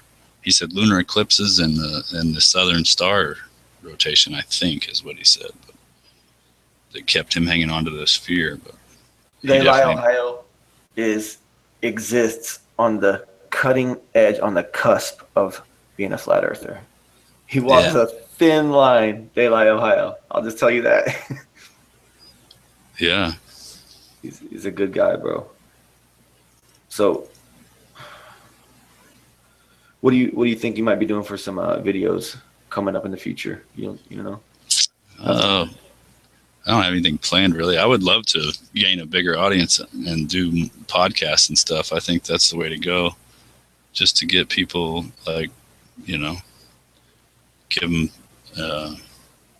a thought-provoking platform. Like, I encourage people to go live instead of making videos, because it's almost like the YouTube community is moving over to live. Because if you think about it, you start dealing with the past, and you're starting to tamper with the time thing again. You know? What do you mean going to the past? How? What do you mean? Like, if you record a video and somebody watches it, they're actually watching a part of history, you know, instead of a live, you know what I mean? Well, yeah, but what about people that want to watch the live show after it was live? Exactly. So it's not live anymore, right? But yeah. So, do you have any thoughts on the upcoming Flat Earth conference? Nope. I've been like trying to promote the research into free energy. You know, people say it's poppycock because of the laws of thermodynamics and not being able to get more out of something than you put in. But I always tell them, well, what's the sun then? Because if you think about it, VB, we had the solar panel on our calculators in the late 70s. Yeah. You know, and they didn't even need to be in the sun. They could be under artificial light. So basically, you have a little handheld computer running off of light, right? In the late 70s, and that was pretty much the only thing they stuck it on, right? Yeah, it's one of those forgotten things. So here we are, 40 years later, and we got to plug everything in still. You know. Exactly, man. Exactly. The technology boom. It's really more of a reliance on their community. Yeah, reliance. Exactly. On their electricity, their feed, what they give out. Yep. And they're, you know, registered and counted, and then they bill you for it.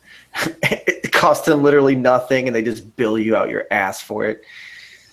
It's all part of the matrix. And so my friend and my brethren, he's got this thing called Garvey Energy Project, where he's just trying to put together a team of people to work on prototypes using frequency, because John Canzias in the 90s was researching cancer and accidentally discovered that if you hit seawater with a frequency of 13.56 megahertz, you get a plasma fire. And because it ionizes the gas or the water into HHO and all that. And people always say, well, you know, it's not feasible because it takes more power to put into it than you get back out of it. But if you look at something like the automobile that has a alternator turning at all times, generating electricity that's pretty much being wasted because it doesn't take near as much to run the car as it generates, you know. You could use that for electrolysis of seawater to turn it into Brown's gas and run your car off of it. And Nathan Oakley, I know, says that that's a hoax and everything, but I've done a lot of research that says otherwise. And there's a lot of people on the internet working on that type of stuff. It used to be really dangerous, you know, but now it seems like the choke collar has been released on it a little bit. But yeah, like you were saying, if you bring the power back to the people through community self-reliance, you know, you build some type of device in the high school that powers the town, you know, and essentially you get off of the petrodollar tit. And that's really the only way I see any type of intervention coming to mankind, or to be honest with you. Like, all these topics that we all talk about are all great and fascinating, but at the end of the day, they're really not going to make or break, you know, the tyranny that we're all under. Think about if a community, a district, decided that all public buildings in their city or their township or whatever the hell you want to call it, all were completely covered. All the roofs were completely covered with solar panels, and every house, or lots and lots of houses, had it. and it all just went to a big bank, and everybody just took from it freely because there was like shitloads too much for even all them people to even use. Yeah. I mean, is that a possibility? Well, you know, they say that I've seen several solar panel fields be put up around here, but, you know, no matter what avenue you go down, we should be able to generate our own electricity, you know. Free energy, free water, community self-reliance is really the only way that I can see breaking out of this crap that we're all under. Yeah, I mean, free water would just be an extension of free energy, you know. Yeah. And I mean, a lot of people are out there talking about free energy, but I mean, I remember seeing the thing about the guy from the 70s who was a former NASA employee, and he had built a perpetual motion machine, a perpetual energy production machine with batteries and with magnets. And like, and it's like he solved the riddle back in the 70s, and he toured around the country, and the U.S. Patent Office would never give him a patent. Yeah, I mean, yeah, it's like, I don't pretend to know a whole lot about the whole concept, but I know that there's a movement starting, and I encourage people to check it out. Yeah, it was a simple matter of logic. It was rechargeable batteries with with magnets doing a physical motion and interfacing with those rechargeable batteries, and it created infinite energy for free. Yeah. And he powered his whole house on it for years or whatever, and then he started taking it on the road. And you'll get laughed out of the room more than you will for flat Earth on free energy topic with people that actually know physics and science and thermodynamics and all that stuff. But it's like, just tell them, what is the sun? What's powering the sun? Where's all that energy coming from? Because if they say they know, then they're full of it. You know that, right? Definitely. Supposedly it's from a bunch of hydrogen, you know, being compacted together and smashing together so tightly that it fuses and makes helium. Okay. What's your opinion on that video? I think Ronnie had it first, but it could have been Aaron Dover who had it first. The sun, where the guys fly right next to the sun. I don't know if I've seen that one. I thought it was a famous one, and it's like two guys in a small jet, and one guy takes out his phone. I don't know who is even flying in the plane, but takes out his phone and looks over to the right, and the sun is basically right there, literally right there, and they're just flying over it. They're above it. Wow. And they're like looking down on the sun. It's like, whoa. I didn't see scary. that. I didn't see that one. I've seen it. It's about what, an hour, almost 2 hours long. No, the clip is like 5. Well, I mean, I don't know, but the clip I've seen is like a 2-minute, 5-minute clip. Oh yeah, I've seen the whole. It's like 2.5 hour long thing, and it this has music playing. I didn't hear anybody talking. That's the one you're talking. I know which one you're talking about. Or maybe it was really long, and I just fast forwarded through it like that. Yeah. It's scary, man. It's super scary, man. I thought it was exciting. I know, but it says a lot. Can you imagine? How can you be above the sun if it's 93 million miles away?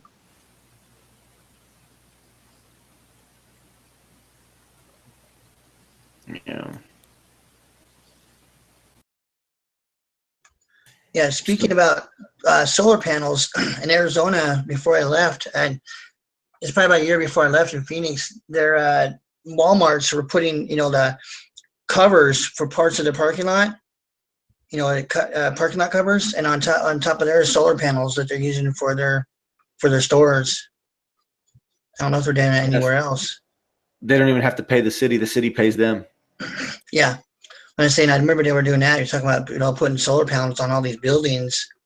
That reminded me of one. I know for sure, I live right down the road from it. So it's pretty interesting to see that. I watched them build it, actually.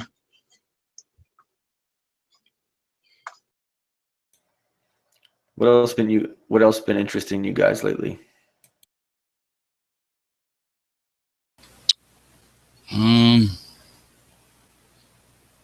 I've always liked chemtrails, but gotta love them chemtrails. I was gonna, if you watch my little, I had this outside view earlier when I first got on. There was a plane going by, but it was actually a contrail because it dissipated right with it. So I was like, okay, that's not a chemtrail. That was a contrail. It didn't linger at all. That's what you run into with all these concepts. You get to the point where you have to have a bridge between people have to have explanations, like physical in this reality explanations. And so if something can't be explained in this physical reality, they write it off as a hoax. Or it's just very strange that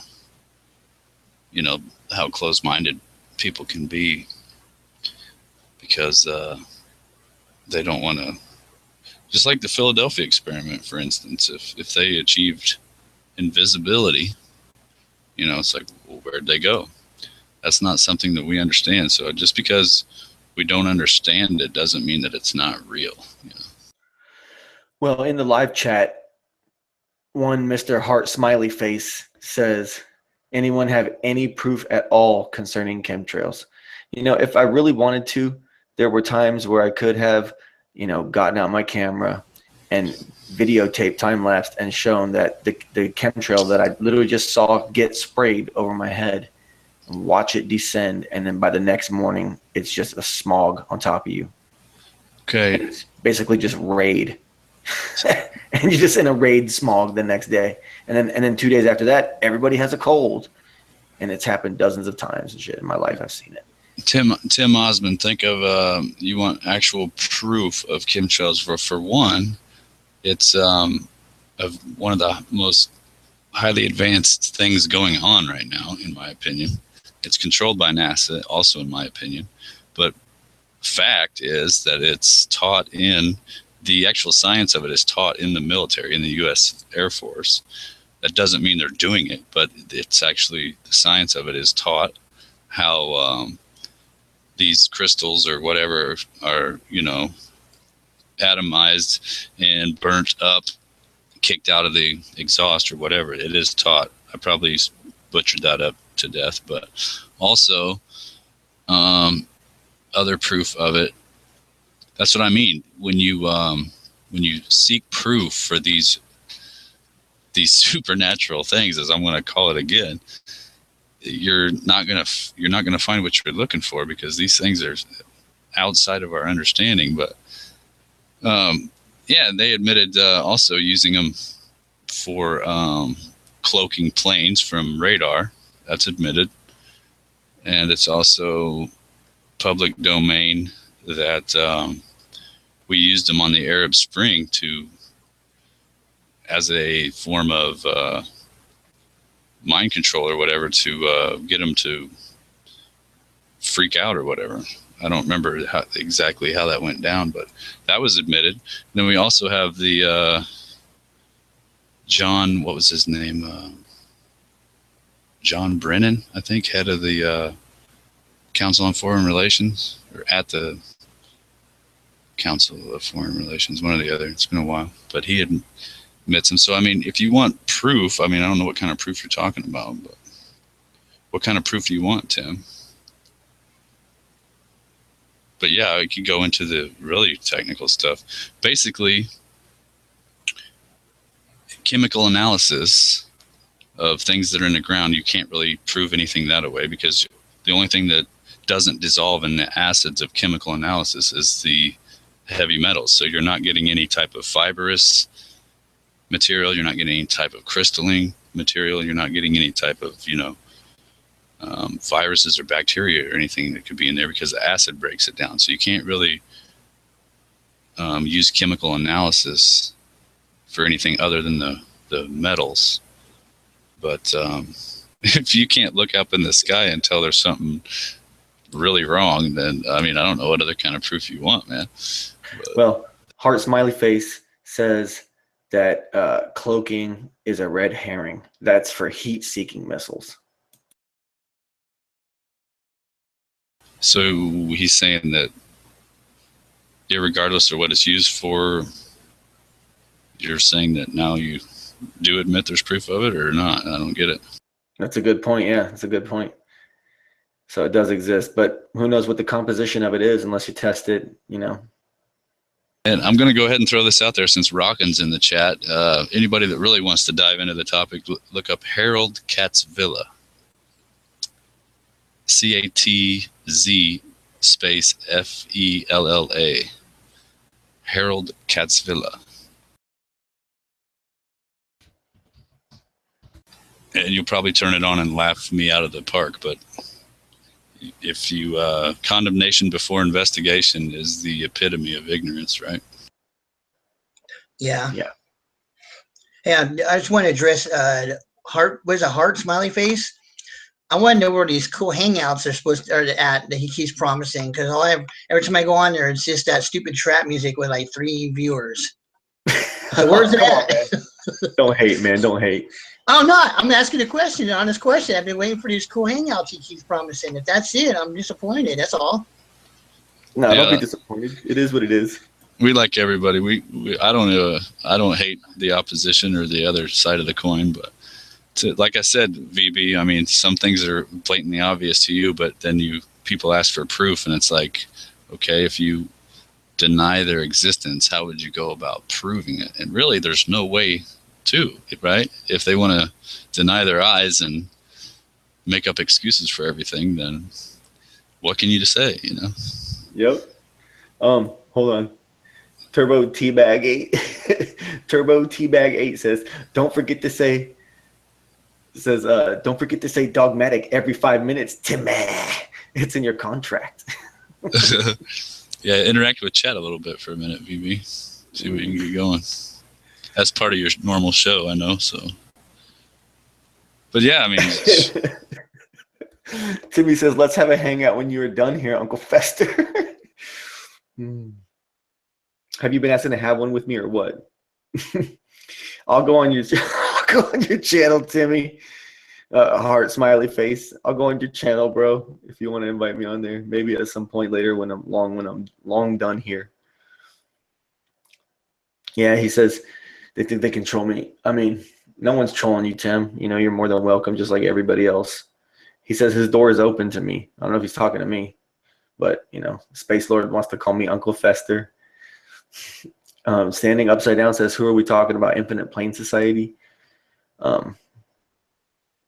So back to that. I mean, how do you feel about his approach with the whole atheist angle on all this? And do you think it's possible that it is an infinite plane? I mean, isn't that kind of a bold statement to make?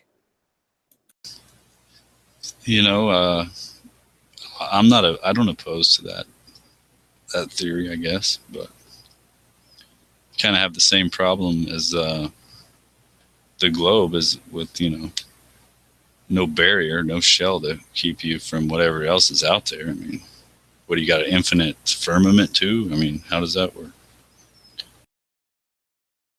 Yeah, it poses a lot of questions. Well, here's my thought on that.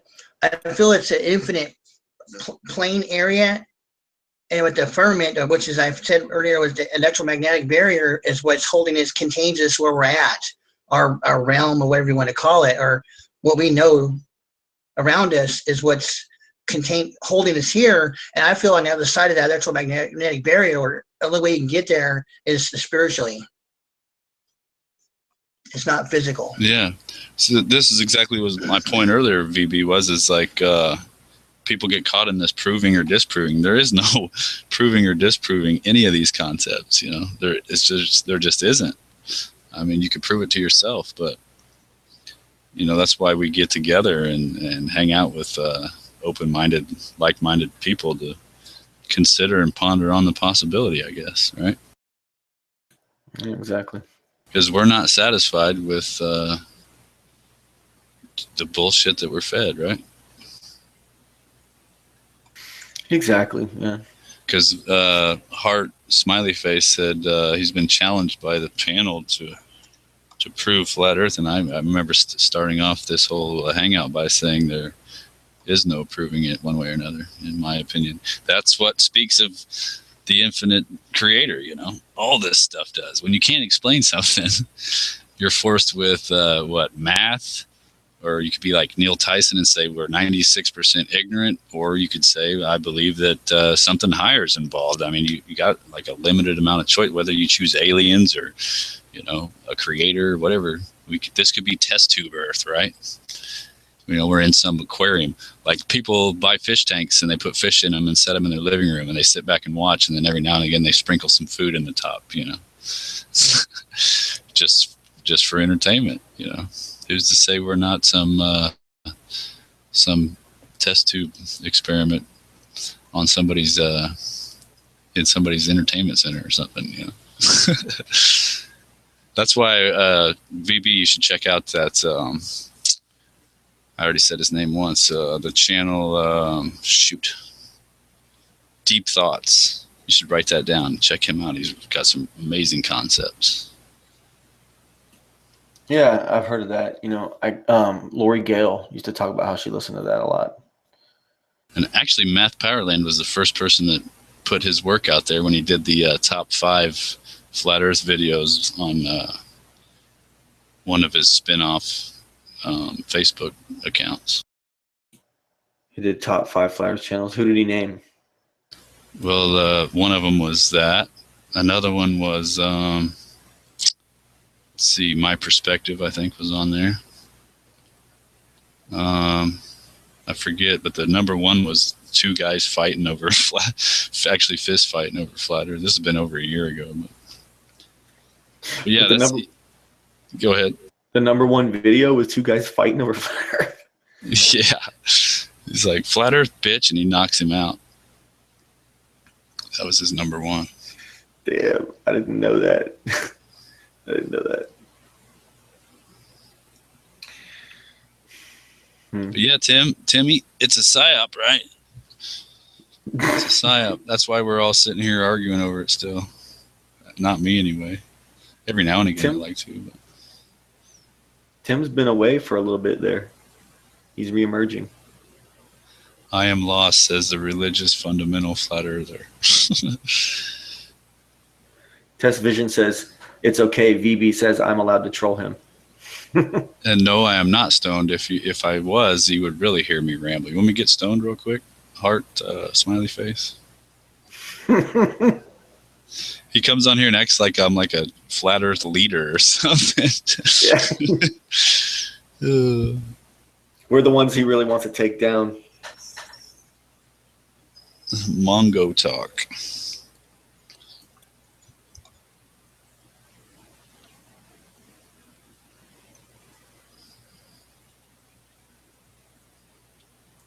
Vlad, what are you doing, bro? I'm just checking out the chat. Yeah.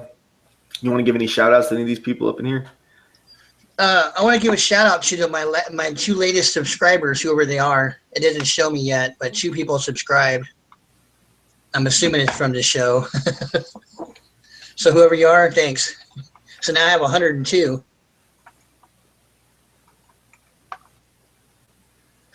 Boring as fuck. Well, give us a topic, Tim. Give us one.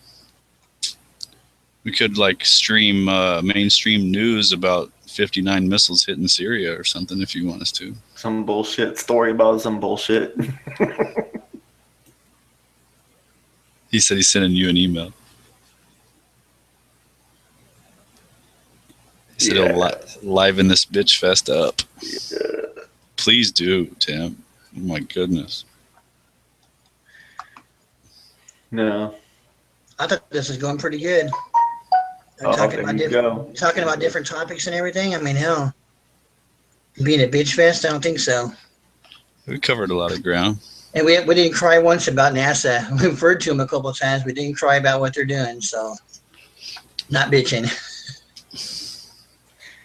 Timmy Heart Smiley Face wants to hop up in this, but I don't know. That's on you. I don't know. Depends if he decides to snipe or not.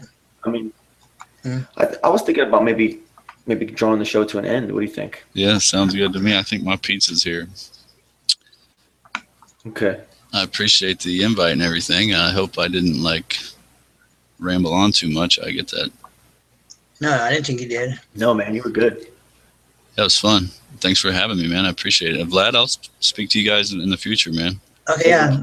Good, Nice talking good to you. people. Good people. Thank you all the people in chat and everything too. Is there anything? Yeah, thank you. VB's got the best platform for open chat, and he's like one of my favorite hangouts. I don't know why he doesn't have more viewers. Actually, I do know why, because he doesn't put Flat Earth in the title. But I like Probably. that. Yeah, I like that. No need for echo chambers, right? Yeah. Actually, I said it on air earlier. I was going on your show tonight, and somebody's like, "Isn't he a Glober?" I'm like, "Not that I know of, but who cares if he is? You know, doesn't matter."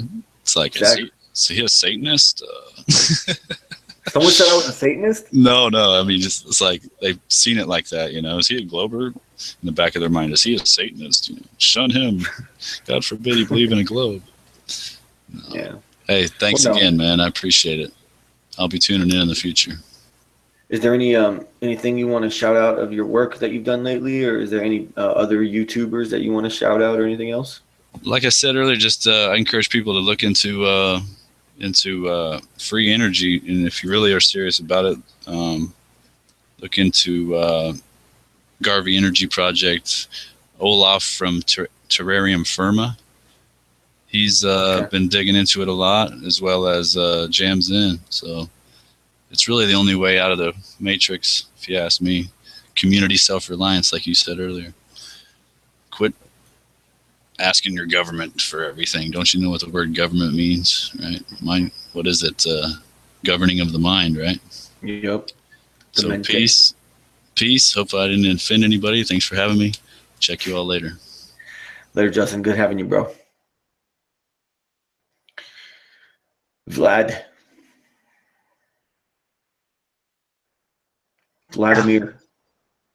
I'm here. So, what did we learn from tonight's panel? What did we learn? Yeah.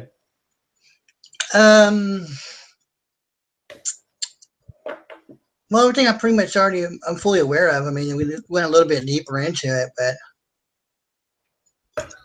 I really like that guest's perspective on things, bro. yeah, I like it. See, I can relate to a lot of it. he knows about the Bible. He knows about the intricacies. I know a lot about that stuff too. As we went along, a lot of my memory was being refreshed. But I could go on for a long time about the Bible, but I don't think my audiences are going to like that. Let's see what they say. Well, I'm glad we didn't have anybody else in here. It's been a nice, peaceful show. What do you think?